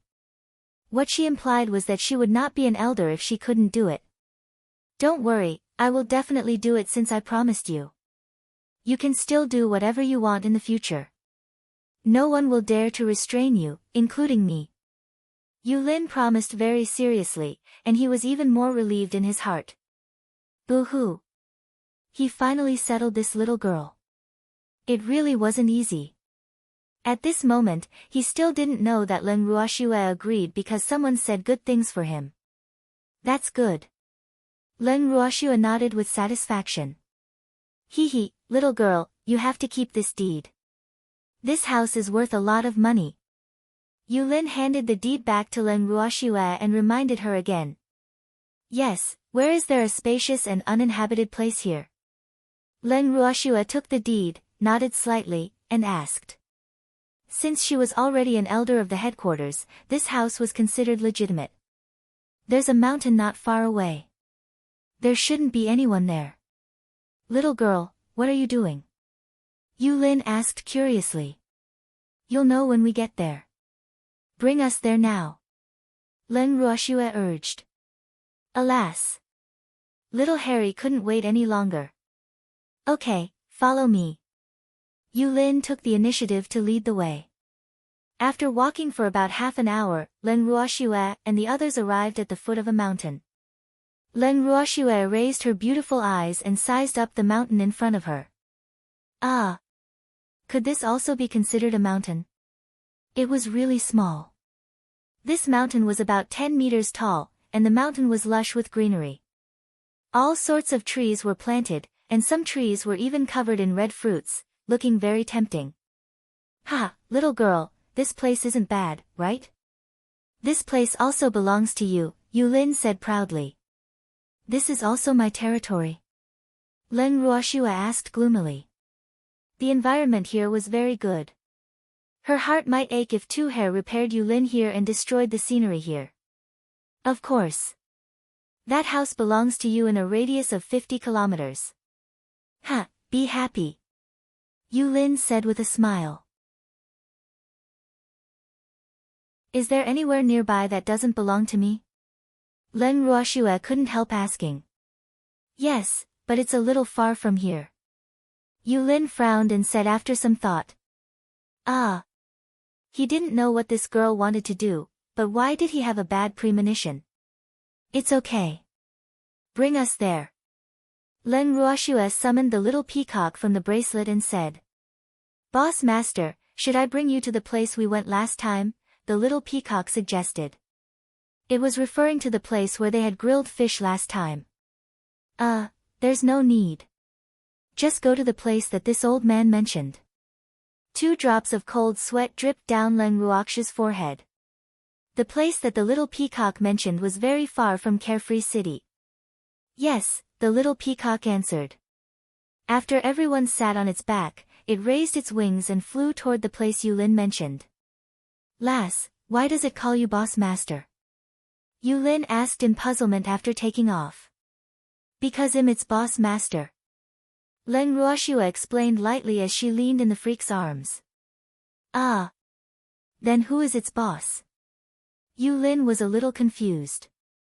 He felt that his intelligence had fallen sharply when facing this little girl. Its boss is my contract beast. Len Ruoxue looked at Yu Lin like he was an idiot. Actually, she deliberately didn't say it clearly. Lass, did anyone tell you that you're a waste? Yu Lin couldn't help asking after being speechless for a while. How am I wasting? I'm very frugal. Len Ruoxue said in disapproval. You're frugal. Lass, this little peacock is a level 4 transcendent divine beast, right? Yu Lin asked. You're a mystic supremacy. Can't you tell? Len Ruoxue said disdainfully. Of course I can see it. I mean, it's a level 4 transcendent divine beast. Do you know the value of transcendent divine beasts on the boundless heaven continent? Yulin said with some envy, jealousy, and hatred. Boo-hoo. This was a transcendent divine beast. It was actually becoming this naughty girl's beast's underling. It was really degrading itself. He really couldn't understand why this transcendent divine beast would do this. At the same time, he was a little curious about the level of Leng Ruoxu's beast. It was actually able to make a level 4 transcendent divine beast willingly be an errand boy. One had to know that transcendent divine beasts above level 4 were very precious. He might be a mystic supremacy and the president of the Mystic Association headquarters, but his beast was only a level 5 transcendent divine beast. Boo-hoo. That was only after he tried his best and finally contracted it. However, a level 4 transcendent divine beast was only an errand boy here. Alas! What a difference! Master, my condolences. Lan Ming comforted Leng Ruoxue before she could answer. Alas! He knew the strength of little Snowy and the other beasts, so he really couldn't bear to see his master suffer a blow. Little Minger, what do you mean? Why should I be consoled? Yulin asked gloomily. Boo-hoo. Did even his disciple look down on him? We're here. Leng Ruoxu interrupted the conversation between the master and disciple and looked up at the uninhabited valley that Yulin was talking about. This valley was very desolate, the temperature at the bottom of the valley was very low, and the entire valley was not very big. However, it was enough to compete with Yulin. Oh! Yulin looked up to confirm before jumping off the little peacock's back.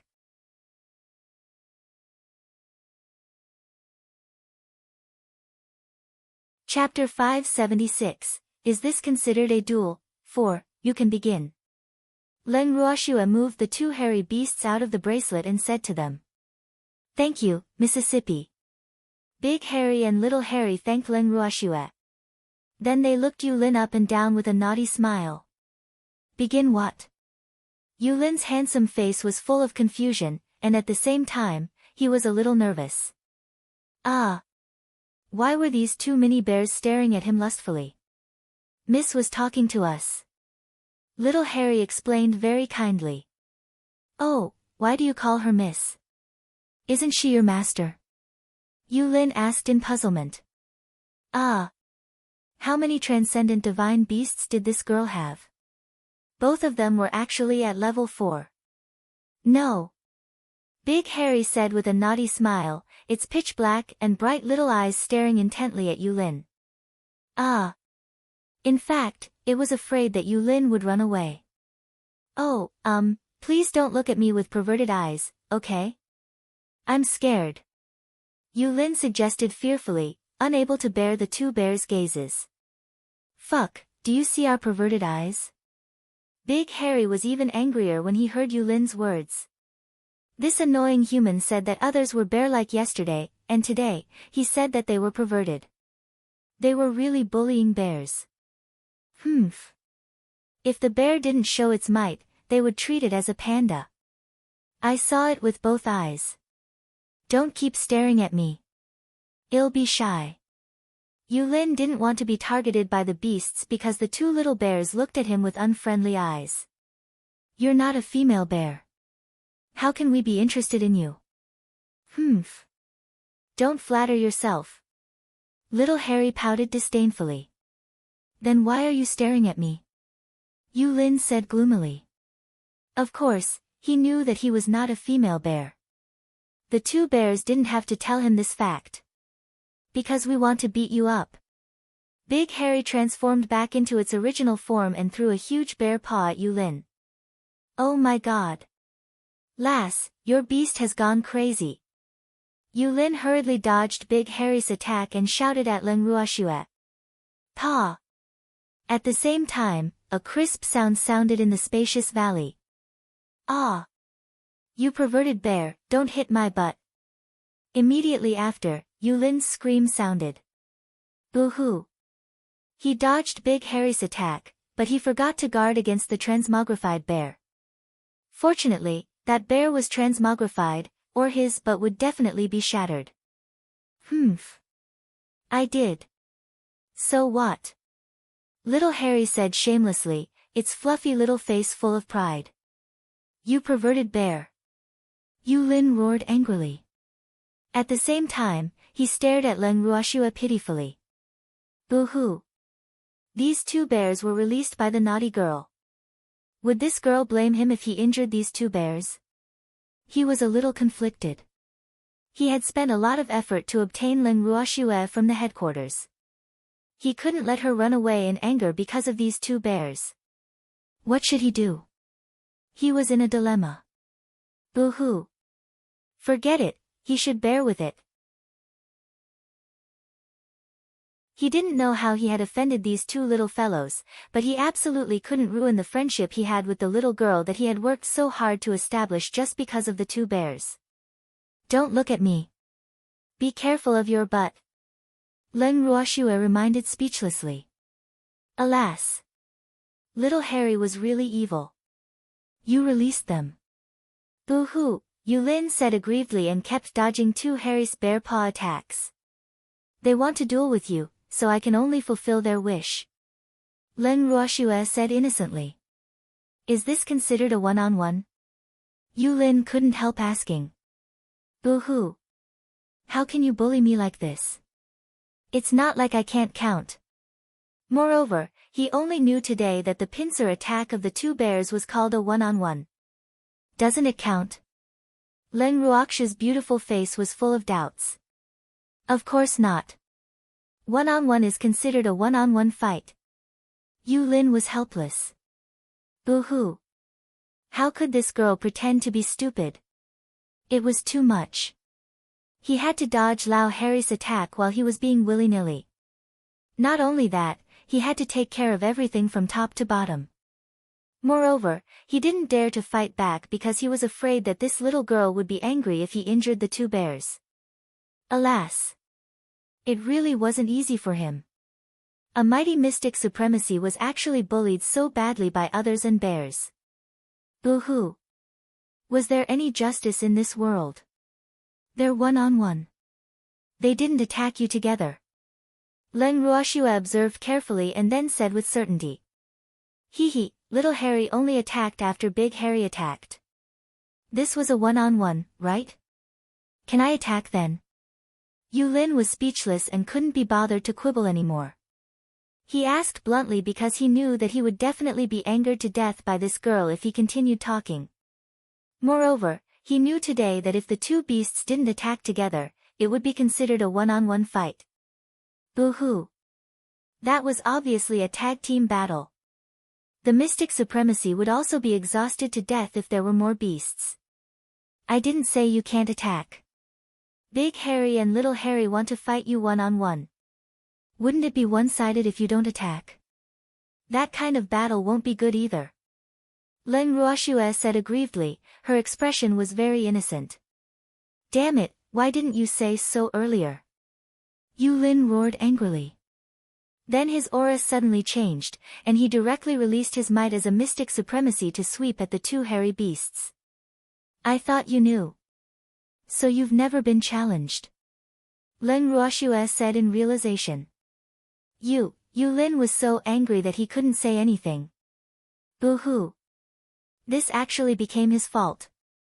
Thinking of this, he couldn't help vent all his anger on the two bears, directly sending a dazzling stream of mystic energy at the two hairy beasts. Ah! The mystic power of a mystic supremacy was not to be underestimated. Big Harry jumped gently to the side. At the same time, an earth attribute curtain wall appeared in front of the two hairy beasts. When the two hairy beasts saw this, he directly returned to his original form and added another curtain wall in front of the two beasts. Hee, little Yulin, your mystic energy isn't good. You can't even break through our defense. Big Harry provoked mischievously and kept dancing around with a smug expression on his face. Ha! Leng Ruoxue, who was watching the commotion by the side, couldn't help laughing when she heard little Yulin. The freak naturally laughed without giving him face. Only Lan Ming was more reserved. He quietly turned his head and covered his mouth to laugh secretly.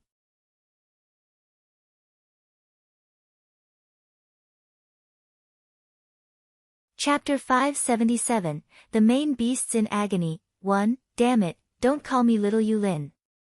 Don't go on the double defense if you dare. Yulin roared angrily. He was even angrier when he saw Ling Ruoxue and the others laughing so happily. Boo-hoo. It was really embarrassing to be called little Yulin by the two bears. Moreover, were these two bears older than him? Why did they call him little Yulin? Not only that, they actually used the double defense to provoke him. Humph. It was really unbearable. You're small. Look at your small body. It's not even as thick as one of our legs. Big Harry raised its thick legs in a show of force. Hee, little Yulin had just reached its knees. That's not because I'm small, it's because you're too big. Yulin was very depressed and quite depressed. Boo-hoo. That girl's bear was really too much of a bully. It actually compared its big thick legs with humans. He didn't believe that there were people who were as big as bears in this world. Little you, so be it. Why be so stubborn? Hurry up and attack. Help me scratch the itch. Little Harry refused to be outdone, looking like it was waiting. Yulin was so angry when he saw two hair wheels provoking him. However, what could he do? The defense of bears was very strong, and they bullied people into having double defense. It would be very difficult to break through the sturdy defense even if he was a mystic supremacy. At this point, he summoned his beasts to help him. Little Yulin, you're a mystic supremacy. You actually used beasts in battle with us. How embarrassing. Big Harry looked at the beast that suddenly appeared, about 5 to 6 meters tall, and said with contempt. That's right. Little Yulin, do you think you can defeat us by getting a little monkey? Little Harry said confidently. You two stupid bears, shut up. Yulin's beast roared furiously. Humph. These two bears were really too much. They actually bullied its master. Miss, this thin monkey is bullying us. The two bears quickly found a backer and looked at Ling Ruoxue aggrievedly when they saw that they had been scolded. Ling Ruoxue was a little speechless. She didn't expect Yulin's beast to be a golden monkey. With her short understanding of Yulin, Yulin should have found a more beautiful and mighty beast. Why did he get himself a monkey? This monkey might be considered pretty, but it was also a monkey. Lass, the battle is only fair now. You can't interfere. Yulin reminded. How could he teach these two bears a lesson if that girl interfered? How is it fair? You are a mystic supremacy, and your beasts are stronger than 20 cents. Why can't I see fairness? Ling Ruoxue said with a calm smile. That's right, what mystic supremacy? It's too embarrassing to find help if you can't beat us. Don't tell others that you're a mystic supremacy in the future. I'm embarrassed for you. Big Harry hurriedly echoed, the contempt on his face becoming stronger and stronger, and he couldn't even be bothered to hide it anymore. Yulin was so angry that he was about to vomit blood. Boo-hoo. Shouldn't bears be simple and honest? Why were these two so sharp-tongued? Miss, we also request for help. Little Harry pleaded with a naughty smile on its fluffy face. Ling Ruoxue was in a dilemma. She couldn't bear to refuse. If she agreed, Yulin would be the unlucky one. She knew very well the means of her beasts. Miss. The two hairy beasts looked at Ling Ruoxue pitifully, its eyes full of pleading. Alas, all right.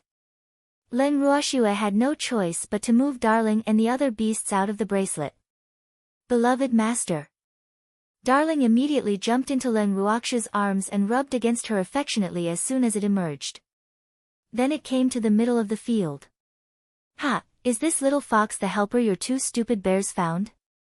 It's only a level 9 legendary beast. What can it help you with? The golden monkey laughed hysterically and said with a mocking face. Me too. Me too. The dazzling beasts were unwilling to be ignored and reminded in unison. You're also level 9 legendary beasts. Did you come out to be beaten by me? Ha! The golden monkey laughed and hammered the ground excitedly with one fist. Darling, we've been despised by the damn monkey, Dazzle said helplessly. Okay, it's okay. Well, let it know later that level doesn't mean everything. Darling said very calmly, its fluffy little face full of calmness. It kept looking at the golden monkey, trying to find the weakest place on its body. Ha, this is the first time I've heard that level doesn't mean everything. Then why are we still cultivating? The golden monkey obviously didn't agree with Darling's words. However, it knew after a while that level really didn't mean everything. At least, levels are really nothing in front of these beasts who didn't care about attacking laws. Beasts with low intelligence won't be able to understand our deep words. We will prove it with the truth later. Darling sat on Big Harry's lap, crossed its legs, and said regretfully. Yes, darling, this monkey's intelligence is too low. It definitely won't understand what you're saying, so let's demonstrate it directly. Big Harry suggested. Okay, Big Harry, Little Harry, just deal with little Yulin. Leave this monkey to us. Darling patted its chest with its little paw and said confidently. Okay. The two hairy beasts grinned happily, their faces full of schadenfreude. Yulin and the golden monkey were not as happy as they were. In their hearts, these beasts were really arrogant. Little Snowy, get your beasts to show mercy. Lan Ming, who was watching the commotion, pleaded worriedly. Boo-hoo. Little Snowy and the other beasts were smart and cunning, not something that the two bears could compare with. Moreover, he had seen the means of these beasts more than once. They were really too ruthless. His master's tender skin would definitely not be able to take it. Your master is a mystic supremacy. Leng Ruoxue reminded. Alas! Why was little Lon Lon so lacking in confidence in his master? You have a lot of beasts. Moreover, you don't play by the rules. Even a mystic supremacy will suffer. Lan Ming said worriedly.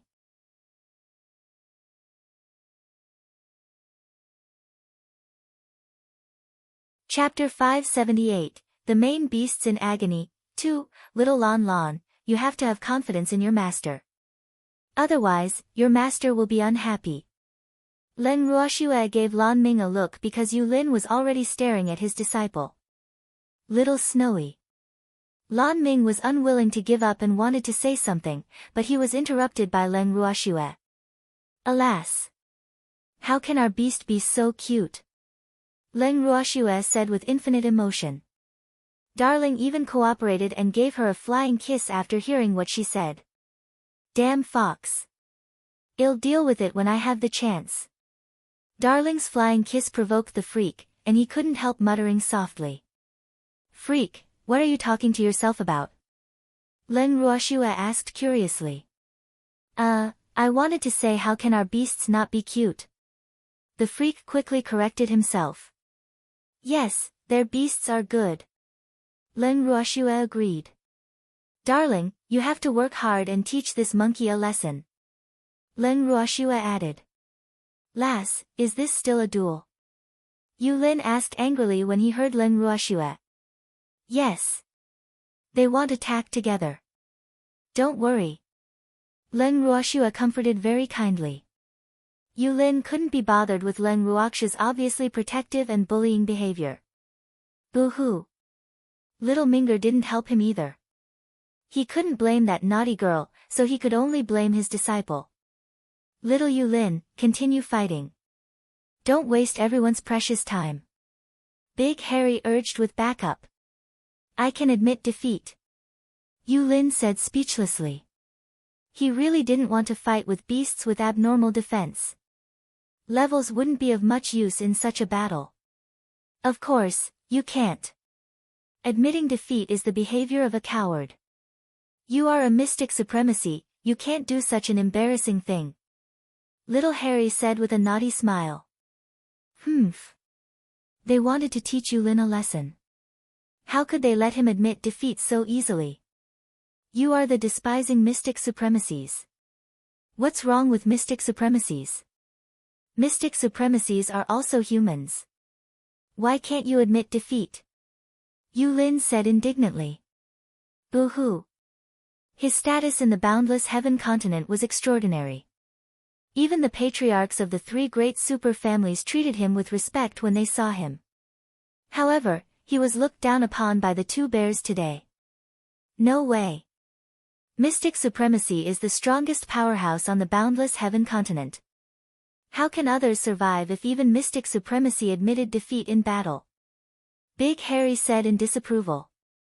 In that case, let's continue. Yulin was helpless. He knew that he had encountered a scoundrel today. Boo-hoo. How did he offend these two bears? Okay, this is more like a man. Little Harry, let's go. Big Harry carefully moved Darling, who was sitting on its lap, to the side. Then it rubbed its palms together and said to Little Harry excitedly. Big brother, let him have a taste of our power, hee-hee. Little Harry smiled evilly and directly threw a huge palm at Yulin. Moreover, this palm was headed for Yulin's butt. You perverted bear. Yulin dodged quickly and dodged Little Harry's attack. He roared angrily. Damn it, why was this bear targeting his butt? You have a lot of meat there. I'm afraid I'll crush you if I hit other places. Little Harry smiled honestly. Hee-hee, look at how kind it was. Crush me? Do you think I'm made of paper? Yulin's anger surged to the top of his head as he roared with a flushed face. Pretty much. Little Harry looked at its huge bare paw and said with certainty. Humph. No human could withstand the might of one palm from their brothers. If those palms really hit little Yulin just now, he would at least be half dead even if he didn't die. However, they would definitely show mercy to little Yulin and the others. I'm so angry. Take this. Yulin didn't want to talk nonsense with them anymore. He directly gathered mystic energy in his hands. Then, the majestic green mystic energy formed a huge whirlpool. The whirlpool seemed to have a suction force, bringing sand and stones flying. The golden monkey jumped away from the center of the battlefield as soon as Yulin used his mystic technique to avoid being affected. Ah! Others might not be aware of the power of its master's mystic technique, but it was very clear. What a strong wind! Darling and the other beasts hurriedly jumped into Leng Ruoxu's arms to seek protection lest they were sucked away by the strange wind. Is this a wind attribute heaven-grade mystic technique? Leng Ruoxu asked Lan Ming as she hugged the beasts in her arms tightly. Yes, this is one of Master's unique skills. It's called Rising Wind and Cloud. It's a very powerful offensive heaven-grade mystic technique. Lan Ming explained. Alas! It seemed like Master was really angry. He actually even used his unique skill. He didn't know if those two bears could withstand it. Little Snow would definitely go crazy if those two bears were injured. He was really conflicted. It looks pretty powerful. Leng Ruoxu praised. Hee-hee, this skill was good. Okay. Lan Ming nodded. Alas! How could it not be powerful? This skill was very difficult. Not even mystic supremacies with the wind attribute could use it. Leng Ruoxu and the others discussed softly by the side, while the two hairy beasts, which were in the whirlpool, also secretly communicated via voice transmission. Big brother, what should we do now? Little Harry asked worriedly. This skill was very powerful. It had yet to really unleash it, but it could already feel the intimidating pressure. It didn't know if the brothers could withstand it if they joined forces. Don't worry. He's a mystic supremacy. Isn't it normal to have powerful mystic techniques? What are you afraid of? We have to be confident in our defense. Ah. In Miss words, well, deal with whatever comes. So don't be afraid. Even if we can't beat him, there's still Miss, isn't there? Big Harry comforted very calmly. Clearly, it had already treated Leng Ruoxue as its life-saving straw. However, in fact, it thought was right. Leng Ruoxue naturally wouldn't watch Yulin kill them. Yes, Big Brother is right. Little Harry composed itself and agreed. Moreover, it added another defense to the two beasts. The mystic energy used to activate such a mystic technique would definitely not be small. Therefore, it guessed that it was impossible for Yulin to release such a mystic technique twice in a row. Therefore, as long as they could withstand Yulin's wave of attacks, it would be their turn to beat Yulin up next.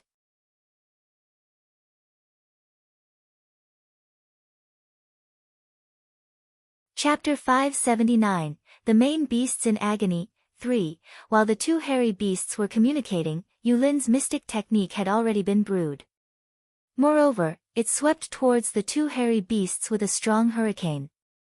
Leng Ruoxue, the other two, and the other beasts couldn't help but gasp as they watched this exciting scene.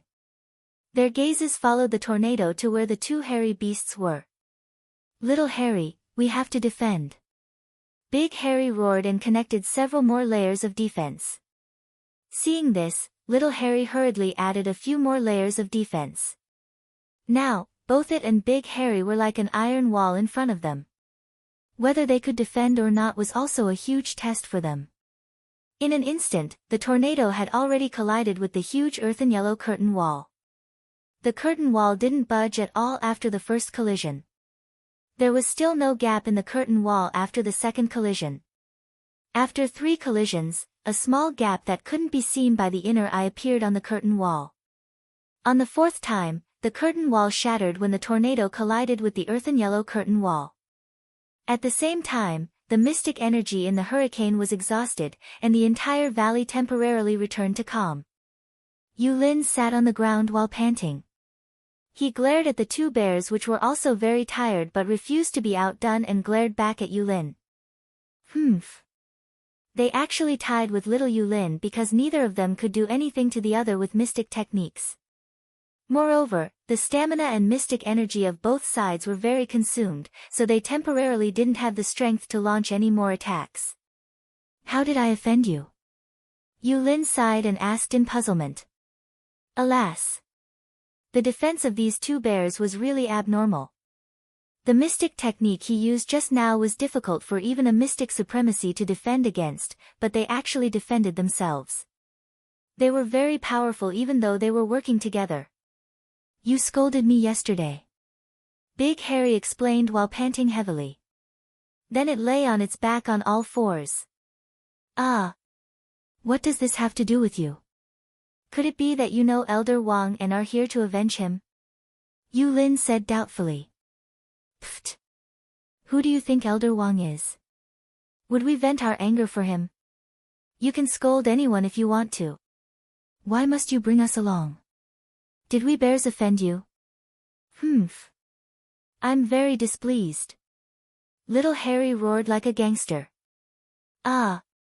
Just because of this? Yulin felt that this battle was really unjust. He just unintentionally said bear form. How did he really attract two bears for himself? Boo-hoo. Yes, little Yulin, don't be anxious. Well, rest for a while and beat you up properly. Big Harry pouted. Ah. Didn't we draw? Why do you still have to beat me up? Yulin said with a long face, depressed. He didn't have any strength left now, so how could he be a match for the two bears? Thinking of this, his gaze couldn't help turning to Leng Ruoxue, hoping that she could help him plead. Unfortunately, Leng Ruoxue turned her head to the other side, completely ignoring the anticipation in his eyes. Ah! Just as Yulin was complaining in his heart that Leng Ruoxue was disloyal, a shrill scream reverberated through the entire valley. Immediately, everyone's gazes were attracted by the voice. Ah! Tao Tao! Yulin's eyes widened in disbelief as he looked at the golden monkey that was being chased around by the little beasts. His jaw almost dropped from shock. Ah! Why did Tao Tao look so miserable now? More than half of her originally beautiful golden fur had fallen, and her body was bloody. What was going on? Could it be that the little beasts did it? Yulin really couldn't believe this terrifying fact because he was very confident in Tao Tao's strength. None of the little beasts were transcendent divine beasts, but everything in front of him forced him to believe that Tao Tao was really bullied very badly. Master, save me. Boo-hoo, the golden monkey Tao Tao had nowhere to hide and couldn't help crying for help from its master. Boo-hoo. These little beasts were really too terrifying. It regretted provoking them.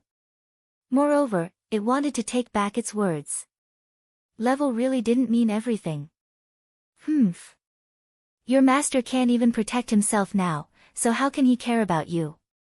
You better be good and let us have the taste of beating up a transcendent divine beast.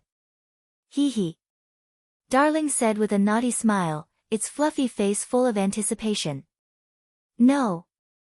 How can you hit a female beast? Boo-hoo, Tao Tao wailed. It had always thought that male and female were equal, but it had to show weakness now. Ah, are you a female? Ling asked curiously. Yes, yes. I'm a female, so you can't bully a female beast. Tao Tao said pitifully. Its greatest wish now was that these beasts knew what it meant to be protective of the fairer sex. Otherwise, it would be miserable. So what if you are a female? In our hearts, all other female beasts can be beaten up except for the female beasts of master and master. Darling said without any pity for the fairer sex. Humph. Why didn't you say you were a female when you were humiliating us just now? There's no way you can pretend to be pitiful now. You're too evil. Ah. Tao Tao said with tears streaming down its face. Boo-hoo. It accidentally got another scratch on its body, and it couldn't help but cry out again from the pain. Why were these beasts so fast? It couldn't understand. This shouldn't be the case. It wouldn't have the slightest power to retaliate like this. Because it was only focused on dodging. Moreover, it could dodge to the left, and it would be hit from the back. Tao Tao. Yulin stood up from the ground with some effort, seeing his beast's miserable appearance. At the same time he stood up, the two hairy beasts also stood up. Hee hee, they had just secretly eaten Miss Pill and their stamina had almost recovered, so dealing with little Yulin would be easy. Master, save me. Tao Tao cried loudly. In just a while, several more wounds appeared on its body. Hee hee, little Yulin, we are your opponents, little Harry said with a smile, its expression very pure. I don't want to fight you now, Yulin said helplessly. At the same time, he was about to put the pitiful Tao Tao into the spirit beast space when a huge claw swung over and happened to slap his butt.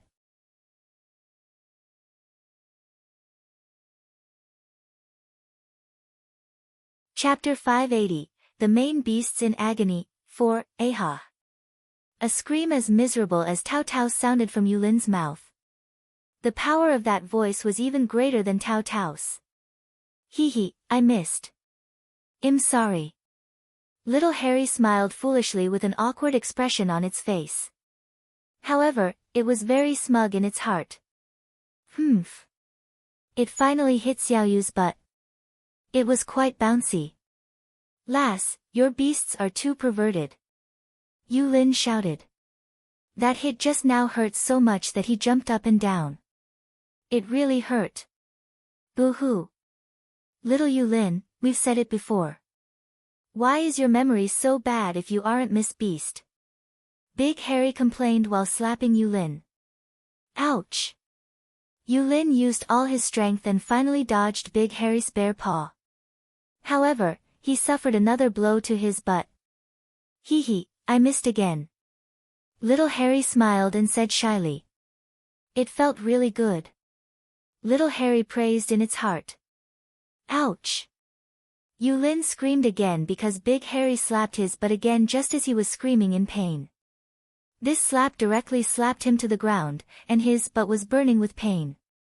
He didn't even have the strength to stand up, nor did he have the strength to complain about the two gangster bears. It's really not easy.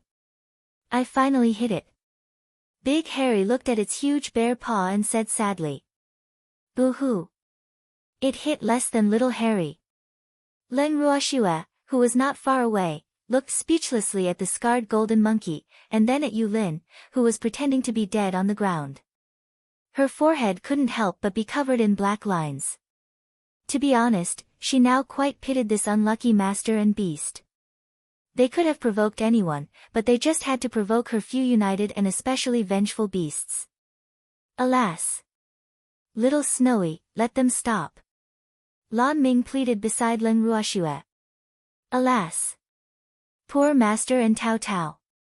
He really had nothing to help them except pity. Okay, darling, Big Harry, stop. Leng Ruoxue nodded slightly and said to Darling and the two hairy beasts.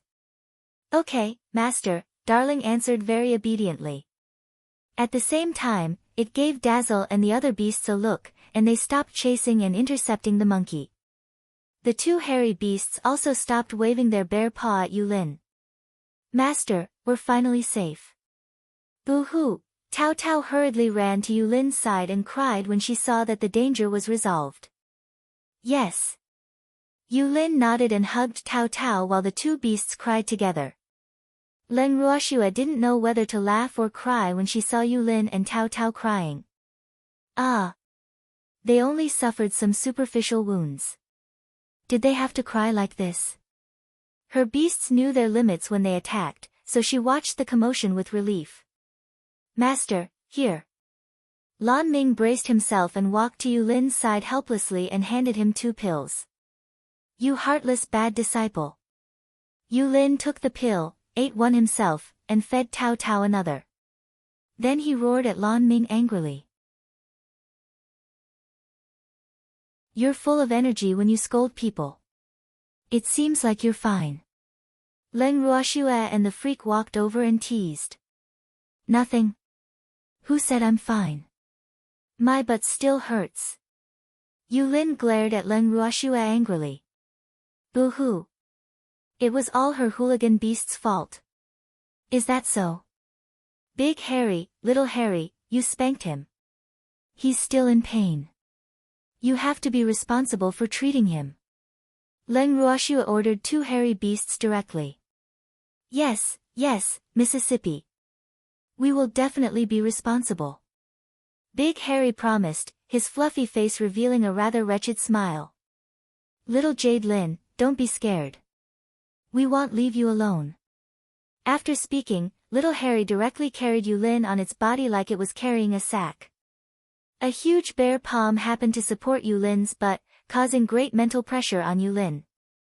You perverted bear, put me down quickly, Yulin roared, wanting to cry but had no tears. Boo-hoo. What did this bear want? Did it want to take advantage of him? Little Yulin, doesn't your butt hurt? I just wanted to carry you away out of goodwill. How can you shout at me? I'm too sad, little Harry said aggrievedly, its black and bright eyes flashing with tears. Damn it, this isn't hugging, it's carrying. Yulin was carried on little Harry's shoulder with his head facing down, so all the blood in his body rushed to his head, making him dizzy. Oh, then this should be considered as hugging. Little Harry corrected itself. After hearing Yulin's words, it immediately hugged Yulin like a princess and placed a bare paw on Yulin's butt righteously. Ah! Yulin was speechless. He realized that he was indeed not on the same channel as this hooligan bear because they could not communicate at all. He simply shut his mouth at this point. Ha! Leng Ruoxue and the freak laughed rudely when they saw Yulin's expression. Tao Tao and Lan Ming didn't dare to laugh at all. They suppressed their laughter, their faces flushed red, and looked at Yulin with pity in their eyes. Miss, should we go back? Little Harry couldn't help asking with Yulin in its arms. Okay, let's go back. Leng Ruoxue sat directly on the little peacock's back after speaking, and the others and beasts sat up one after another. Little Harry, I can't carry you in your original form. The little peacock looked at Yulin, who was in little Harry's arms, and smiled gently. It's okay. You can fly, and I can walk. Little Harry frowned in distress as it pondered. Then it looked at little Yulin in its arms. Alas! It was a little reluctant to put it down. It made up its mind after a while. You hooligan bear, put me down quickly, Yulin shouted, unwilling to give up. Unfortunately, his words were ignored by little Harry. Miss, go back first. I'll go with little Harry. Big Harry scratched its big head and said foolishly. Okay then. Little peacock, let's go. Leng Ruoxue ordered after some thought. Yes, boss master. The little peacock ignored Yulin's pleading gaze and left directly after hearing Leng Ruoxue's words. Yulin's cry for help sounded from behind them.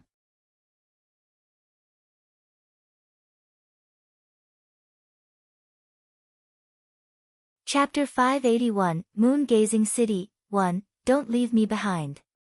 Boo-hoo, Little Snowy, will my master be okay? Lan Ming, who was sitting on the little peacock's back in the sky, said worriedly. No, what can happen to him as a man? The two hairy beasts are also male. Don't worry. Leng Ruoxue comforted, very unsympathetic. Lan Ming was worried when he heard Leng Ruoxue's words. Who said that nothing would happen to men? It would be more pitiful if something happened to men. Little Lan, don't let your imagination run wild. Little Harry isn't interested in men. Darling, who was lying in Leng Ruoxue's arms, said understandingly. I'm not letting my imagination run wild. Lan Ming quickly denied it, thinking, why are little snowy beasts so shrewd? Little Lan, your thoughts are written all over your face. My beasts can tell. Don't quibble, Leng Ruoxue exposed Lan Ming. 2 drops of cold sweat dripped down Lan Ming's forehead. He couldn't help thinking. Was his performance that obvious? Alas. I'm also quite worried about Master. Tao Tao, who was hiding in Lan Ming's arms, also said carefully. Damn monkey, you should worry about yourself. You don't have to worry about that man. Darling said angrily. Why don't you know how to be protective of the fairer sex at all? Boo-hoo, Tao Tao said with tears in her eyes, a little scared. TCH, I won't pity you even if I have to. Darling said disdainfully. Humph. It was a stingy and vengeful fox. It had yet to forget the humiliation this damn monkey had given them, so the feud between them was set. It would not change because of gender. Boo-hoo, Tao Tao cried softly in Lan Ming's arms after hearing what Darling said. The atmosphere instantly fell silent. Master, we're here, the little peacock suddenly said after a while and descended at the entrance of the carefree hall. Okay. After Leng Ruoxue and the others and the beast jumped off the little peacock's back, the little peacock also transformed and followed them into the inn. Leng Ruoxue and the others went directly to the living room after returning to the inn. Miss, where did you go? Zheng En, who was in the living room, asked hurriedly when he saw Leng Ruoxue and the others. I went out to look at houses with Yulin, Leng Ruoxue said softly. She couldn't help thinking, I wonder how Yulin is doing now. Why are we looking at houses? Aren't we leaving tomorrow? Zheng En asked in puzzlement. Is that old boy Yulin going to give you a house? The little old man sitting beside Zheng En said with a smile. Hee, that old thing Yulin was pretty fast. Unfortunately, his wishful thinking was destined to be ineffective. This girl couldn't be manipulated at will. Yes, he also wants me to be an elder of the Mystic Association headquarters. I only need to be in name and receive the same treatment as the other elders every month. Moreover, I don't have to do anything.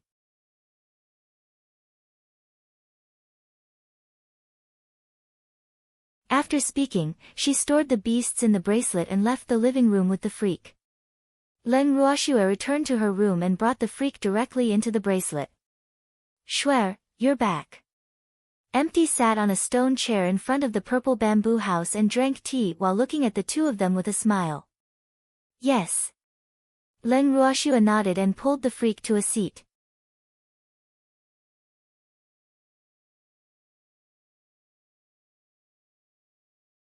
Chapter 582, Moon-Gazing City, 2, Shuer, where are we going tomorrow? Empty asked curiously. He didn't know where to go even though he had decided to leave tomorrow. Let's go back to Myriad Mountain City first tomorrow and then go to the Boundless Heaven continent to train, Leng Ruoxue said after some thought. In fact, she hadn't thought too much about where to go now. She could go wherever she wanted. She could train wherever she went anyway. What do you intend to do with Cheng Wu and the others? Empty asked. They should stay in Myriad Mountain City. They can stay in Carefree City if they want. Didn't Yulin give us a house? It's big enough for them to stay in. Leng Ruoxue said. What I mean is that they might want to follow you. Seeing that Shuer didn't understand what he meant, he had to put it bluntly. I'm going to train. There's no need to do anything by myself with them following me. What's the point of training then? Leng Ruoxue said helplessly. In fact, she had considered this problem before. She thought that Cheng Wu and the others might request to follow her, but she didn't intend to bring them along to train. In fact, I think it's not impossible to bring them along. It's just that it will be inconvenient for us to enter the space if that's the case, Empty said after some thought. It would be much safer to bring those people on the road. However, it might also be as Shuer said, the effects of training would be much worse. Tell me more. Leng Ruoxue said helplessly. Okay, Shuer, rest early today. We have to travel tomorrow. Empty reminded her. Okay, well go and rest first, Leng Ruoxue said. Then she stood up and pulled the freak back to the purple bamboo hut. The next day. At the entrance of the Carefree City. Little Snowy, where are you going? Lan Ming looked at Leng Ruoxue and the others reluctantly.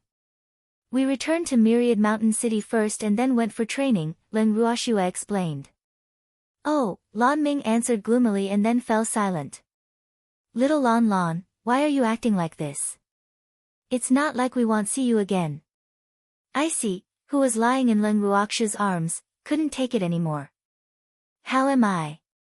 Lan Ming hurriedly denied, his handsome face slightly red. Little Lan, farewell. Leng Ruoxue said calmly. Alas. She really didn't know what to say when she saw Lan Ming's appearance. Yes, I'll look for you when I have time, Lan Ming said after some thought. Boo-hoo. In fact, he also needed to train. However, his master was throwing a tantrum now and forbade him from leaving. Alas. Leng Ruoxue nodded slightly and stopped talking lest she became sad. Hee, little Yulin, don't miss us. After a long silence, little Harry's loud voice suddenly sounded, breaking the silence. I won't miss you. Yulin said through gritted teeth. Boo-hoo. He was too ashamed to face anyone now because many people had seen him when he was carried back by little Harry yesterday. Now, everyone was looking at him strangely, making him uncomfortable all over. But we will miss you, especially your bouncy little butt. Little Harry said with a wretched smile. Damn it, stop having ideas about my butt, Yulin said fiercely. So what if I hit you? Come and bite me. Little Harry provoked and winked at Yulin. Yulin took a deep breath and composed himself. He decided to ignore the two hooligans. Alas. They were from different channels and couldn't communicate. Everyone present couldn't help turning their heads to snicker after hearing their conversation. Of course, this was all to give Yulin some face. Lass, it's getting late. Leave quickly. Yulin flew into a rage out of humiliation and began to chase them away. He didn't want to see these people for the time being. Boo-hoo, because it would remind him of the sad incident yesterday. It's still early. There's no hurry. Len Ruoshua smiled evilly and pretended to be stupid. It's getting late. Let's go quickly. Otherwise, you will be sleeping outdoors tonight, Yulin urged. Alas. Seems like we're unwelcome people. In that case, let's go. Len Ruoshua sighed and said to everyone aggrievedly. Miss, let's go then. Little Harry transformed into a bear with Big Harry and jumped onto the little peacock's back first. Then it reluctantly turned to look at Yulin. Okay, let's go. Len Ruoshua sat on the little peacock's back after speaking. Master, let's go. The little peacock said to Len Ruoshua, seeing that everyone had already sat down. Okay. Len Ruoshua nodded. The little peacock flapped its wings gently and slowly flew into the sky until it became a small black dot that disappeared from Lan Ming and Yulin's sight. Little Yulin, we will come back for you. Don't forget us. Lan Ming and Yulin were about to turn around and walk back when little Harry's loud voice sounded from the sky, scaring Yulin to the ground. Master, are you okay? Lan Ming hurriedly went forward to help his master up and couldn't help but sigh in his heart. Alas. 2 cents power was really great. It seemed like they had already caused serious mental trauma to his master. Poor master. It's okay, little Minger. Let's go back to the Mystic Association headquarters quickly. Oh right, quickly send a notice after we go back that bears of any breed are prohibited from entering this city. People in Carefree City are also not allowed to talk about topics related to bears. They are not even allowed to mention the word bear. Otherwise, they will be expelled from the city. Yulin ordered directly. He really didn't want to see any bears anymore. He didn't even want to hear the word bear anymore. Master, this isn't too good, right? What about Big Harry and Little Harry? They belong to Little Snowy. Little Snowy will definitely be angry if it finds out that you don't allow them to enter the city. Lan Ming said with a troubled face. Alas. Master's order was really too difficult. One had to know that many mystics used bears as contract beasts. By not letting bears enter the city, I mean not letting them wander outside. Those with masters have to stay in the spirit beast space, Yulin explained. Ah. He just didn't want to see nor hear about bears. It wasn't that he didn't allow bears with masters to enter the city.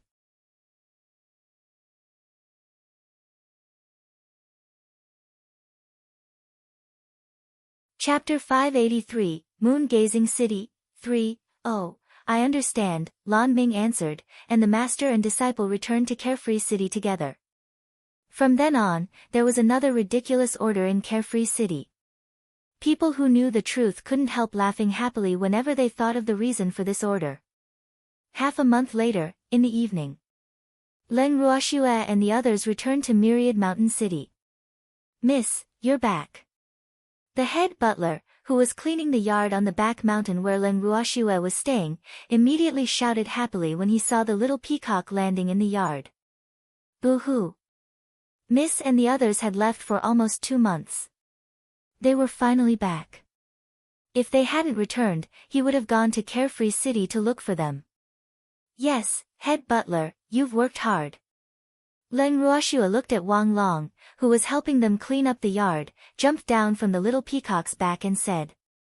Not at all, Mississippi, you're finally back. I missed you so much, the head butler said excitedly. Tears welled up in his eyes and he was about to cry. Wang Long. I just realized today that you are so sentimental. Chen Wu, who was still sitting on the little peacock's back, couldn't help teasing when he saw the butler's appearance. You, the head butler blushed at Chen Wu's words. He stammered for a long time but couldn't say a complete sentence, so he could only glare fiercely at Chen Wu and the others. Boo-hoo. In fact, he was jealous of them. Why could they follow Miss while he had to stay behind to look after the family? It was really too unfair. Alright, Stop teasing him. Everyone, rest early today. I have something to tell you tomorrow. Len Ruoxue very kindly helped Wang Long out of the predicament and told everyone. Yes, Qing Wu and the others hurriedly answered and jumped down from Little Peacock's back.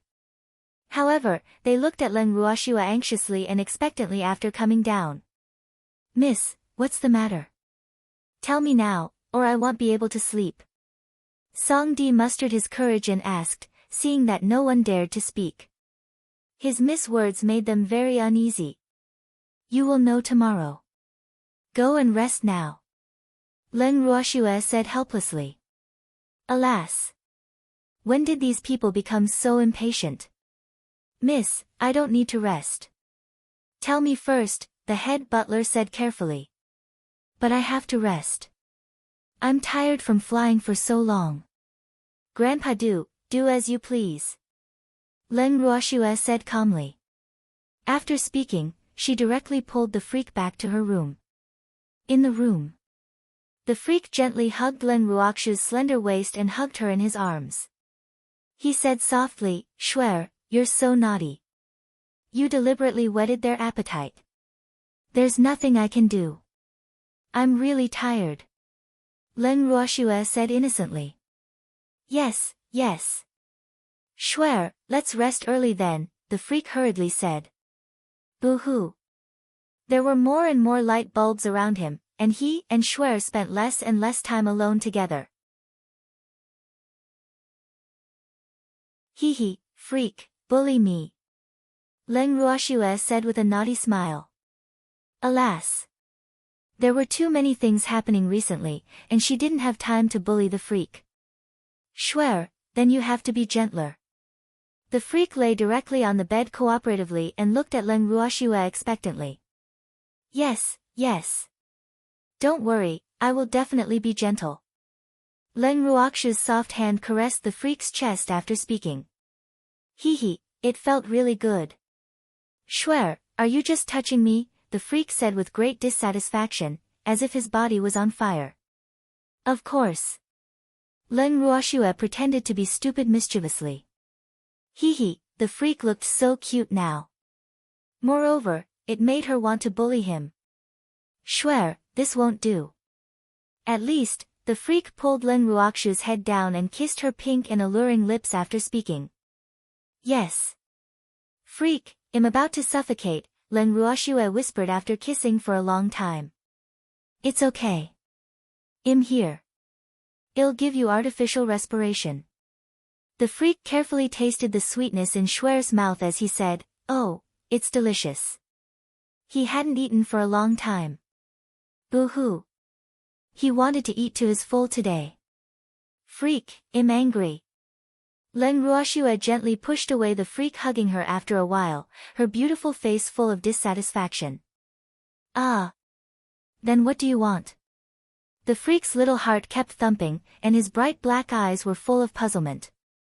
I want to take the initiative. Len Ruoxue said domineeringly. Then she pounced on the freak and kissed him fiercely on the lips. Shuer, I like you taking the initiative, the freak said with great satisfaction. Then he deepened the kiss and took the initiative to open his mouth to welcome Shuer's fragrant tongue visit. Their lips and tongues intertwined, mutually helping each other. After a long while, the two reluctantly ended this sweet long kiss and hugged each other tightly to sleep.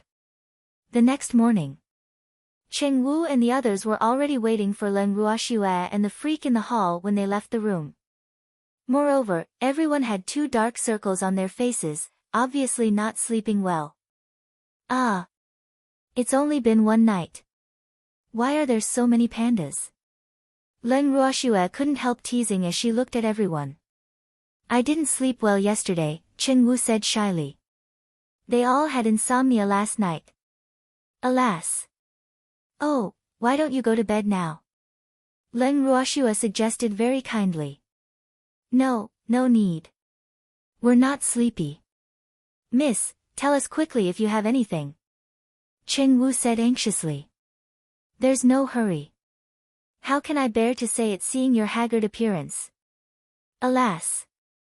Len Ruoxue sighed heavily. Miss, we are all men. It's okay if we don't sleep for a night. Tell us quickly if you have anything to say. Otherwise, we will continue to suffer from insomnia. Song Di said anxiously. All right then. Leng Ruoxue looked at everyone in the hall with her beautiful eyes and then said indifferently, I intend to leave Myriad Mountain City. What?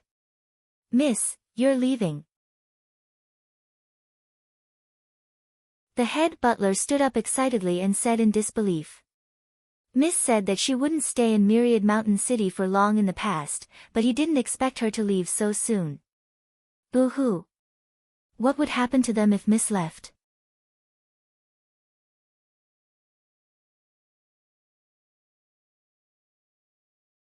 Chapter 584, Moon-Gazing City, 4, Miss, you don't want us anymore? Chen Wu looked at Leng Ruoxue pitifully like a puppy that was about to be abandoned. Miss, how can you abandon us? Song Di complained with tears in his eyes as he looked at Leng Ruoxue resentfully. Miss, we are all your people. You can't abandon us. The second butler also cried, his miserable appearance as if Leng Ruoxue was a heartless man who abandoned him after he started. Leng Ruoxue was at a loss for words as she looked at the crying men in front of her. Alas! Did they have to make it sound so ambiguous? People who didn't know better would think that she really did something wrong to them. Alas! Don't be like this. You're not children anymore. Weren't you living well without me? Moreover, Myriad Mountain City is in your control now. It won't be like before. You will live well in the future, Leng Ruoxue said with a sigh. That's different. No one cared about us in the past, but we're used to listening to your orders now. If you leave, Song Di will be the first to be unconvinced no matter who becomes the boss in Myriad Mountain City. Song Di said resolutely. He would not submit to anyone except for Mississippi, me too. Chen Wu echoed. I'm not convinced either, the head butler said. We're all unwilling to accept this, everyone roared in unison. Don't be like this. I told you long ago that Myriad Mountain City has nothing to do with me. Have you forgotten? Leng Ruoxue reminded them. She had said that she would not interfere when they destroyed the 5 major factions even though the head butler and Chen Wu had always wanted to be lazy. Boo-hoo. Miss, you can't abandon us. We won't be able to live without you, the head butler cried. Is it that serious? Leng Ruoxue was very speechless. Alas! Did it have to be so exaggerated? Yes, the head butler said hurriedly. Absolutely. Chen Wu agreed very much. I am going to Myriad Mountain City to train. I didn't say I won't be coming back in the future. Leng Ruoxue had no choice but to use a stalling tactic. She was not sure if she would return in the future, but looking at the current situation, she had to say this. Moreover, she had some feelings for these people after being together for so long, so she didn't want them to be too sad because of her departure. Training? Will you come back? Everyone was stunned. Could they have misunderstood Miss? Miss, where are you going to train?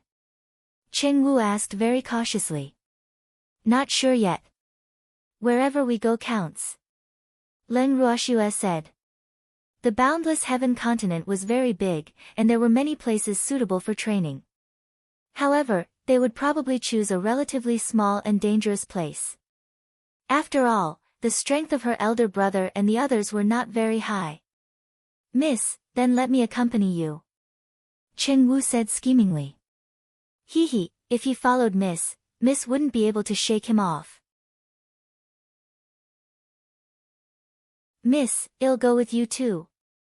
Song Di said quickly, also reacting. I want to go too. Everyone quickly said. They were not stupid and knew that it was safer to follow Leng Ruoxue. Otherwise, they might be abandoned again. The place we're going isn't suitable for you, Leng Ruoxue said weakly. They were going to train. What was the point of bringing such a group of mystic sovereigns? Miss, we also need experience. Chen Wu said shamelessly.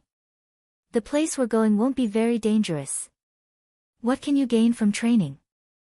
Leng Ruoxue couldn't help asking. Alas.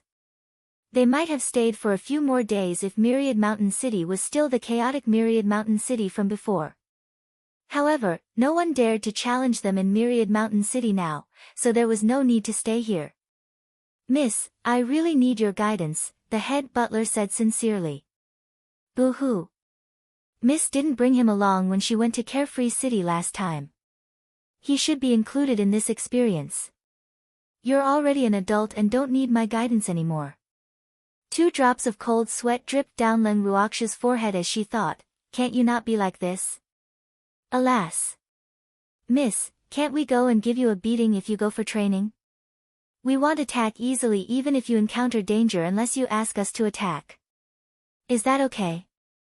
Cheng Wu said as he racked his brains. No. You are all mystic sovereigns. How can I let you do odd jobs? Feng De and the others are enough, Leng Ruoxue said with firm will. She would not bring them along. Just as Empty said, it would be a little inconvenient for them to enter the space if she brought them along. In addition, Myriad Mountain City needed them more. Ah. Since Miss is determined, we won't force Mississippi. We will guard Myriad Mountain City for Mississippi. Miss has to return early. The head butler suddenly became understanding. Cheng Wu and the others glared at him angrily as if he had said something he shouldn't have said as soon as he finished speaking. Miss, well, take our leave first, the head butler said and pulled Cheng Wu and the others out of the hall. Lass, are you really not bringing them along? The little old man, who was sitting in the hall without saying a word after the main butler and the others left, asked a little reluctantly. Alas. Lass was still amazing. She had subdued such a group of loyal subordinates not long after coming to Myriad Mountain City. Yes, they are more suitable staying here, Leng Ruoxue said.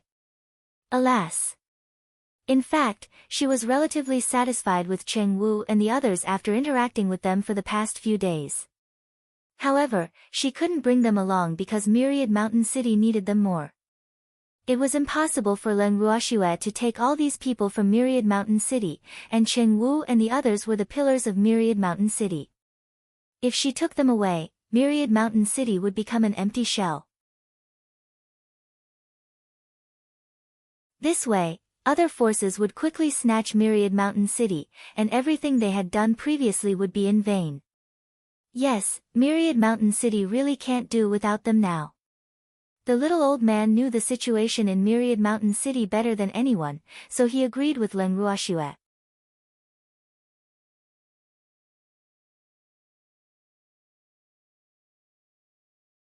Chapter 585, Moon-Gazing City, 5, Miss, when are we leaving? Zheng En asked. In fact, he could understand Zheng En and the others' feelings very well.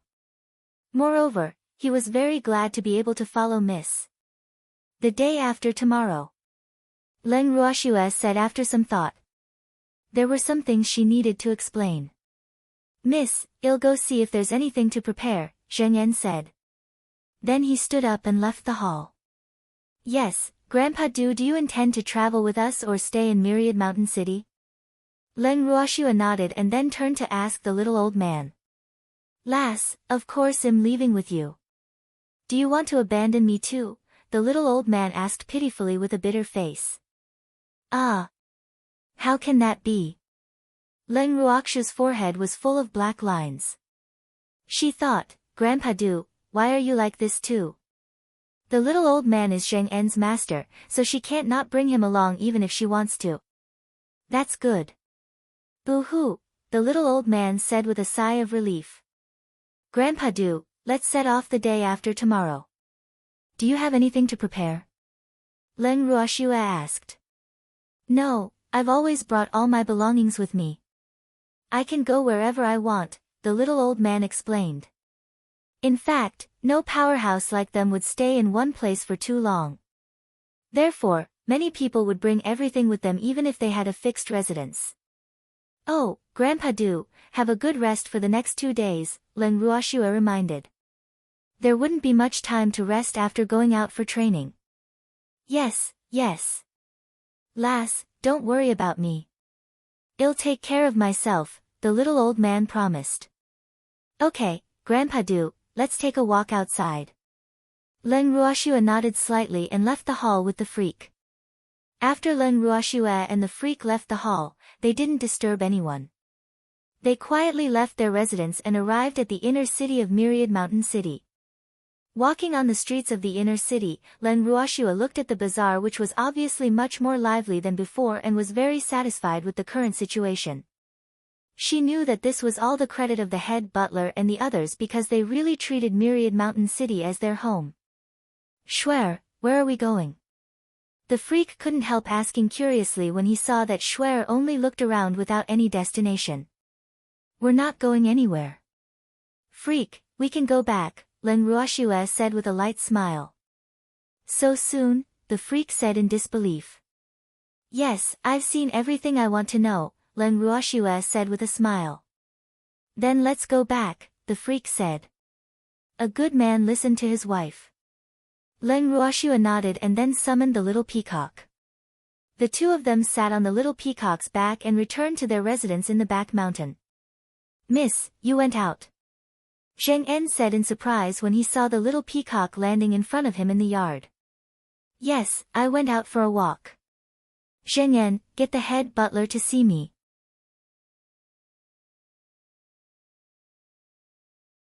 Leng Ruoxue jumped down from the little peacock's back and ordered directly while pulling the freak into the hall. Yes, Zheng En answered and left. After a while, the head butler came to the hall with Zheng En. Miss. What's the matter? The head butler asked curiously when he saw Leng Ruoxue sitting in the hall. Head butler, well, leave the day after tomorrow. I have something to tell you before we leave, Leng Ruoxue said bluntly. Miss, please instruct me, the head butler said very respectfully. Everything I want to say is in this letter. Open it after I leave. In addition, distribute the things in here to Qing Wu and the others. Leng Ruoxue gave him a storage ring after handing him a letter. Yes, Mississippi. Is there anything else? The head butler asked. Not for now, Leng Ruoxue said after some thought. What she wanted to say had been written in the letter just now, so there was nothing else to say. Then I'll take my leave first, the head butler said hurriedly. Okay. Leng Ruoxue nodded. Schwer, don't you think that the head butler is a little strange? The freak sensed the urgency in the head butler's departure and asked in puzzlement. Really? Freak, are you thinking too much? Leng Ruoxue said nonchalantly. Maybe, the freak said doubtfully. Zheng En, hold a farewell banquet tonight. I'll send Feng De and the others to you later. This will be kept secret for now. Leng Ruoxue thought for a while and said to Zheng En, alas. Perhaps it was because she was leaving, she was actually a little sad. Yes, miss, Zheng En answered happily. He hadn't known Qing Wu and the others for long, but they got along very well. Moreover, Qing Wu and the others specially went to Carefree City to save him, so he was very grateful to Qing Wu and the others. Then, with a thought, Leng Ruoxue moved Feng De, the others, and the beasts out of the bracelet. Miss, leave the farewell banquet tonight to us. Feng De immediately said to Leng Ruoxue as soon as he emerged.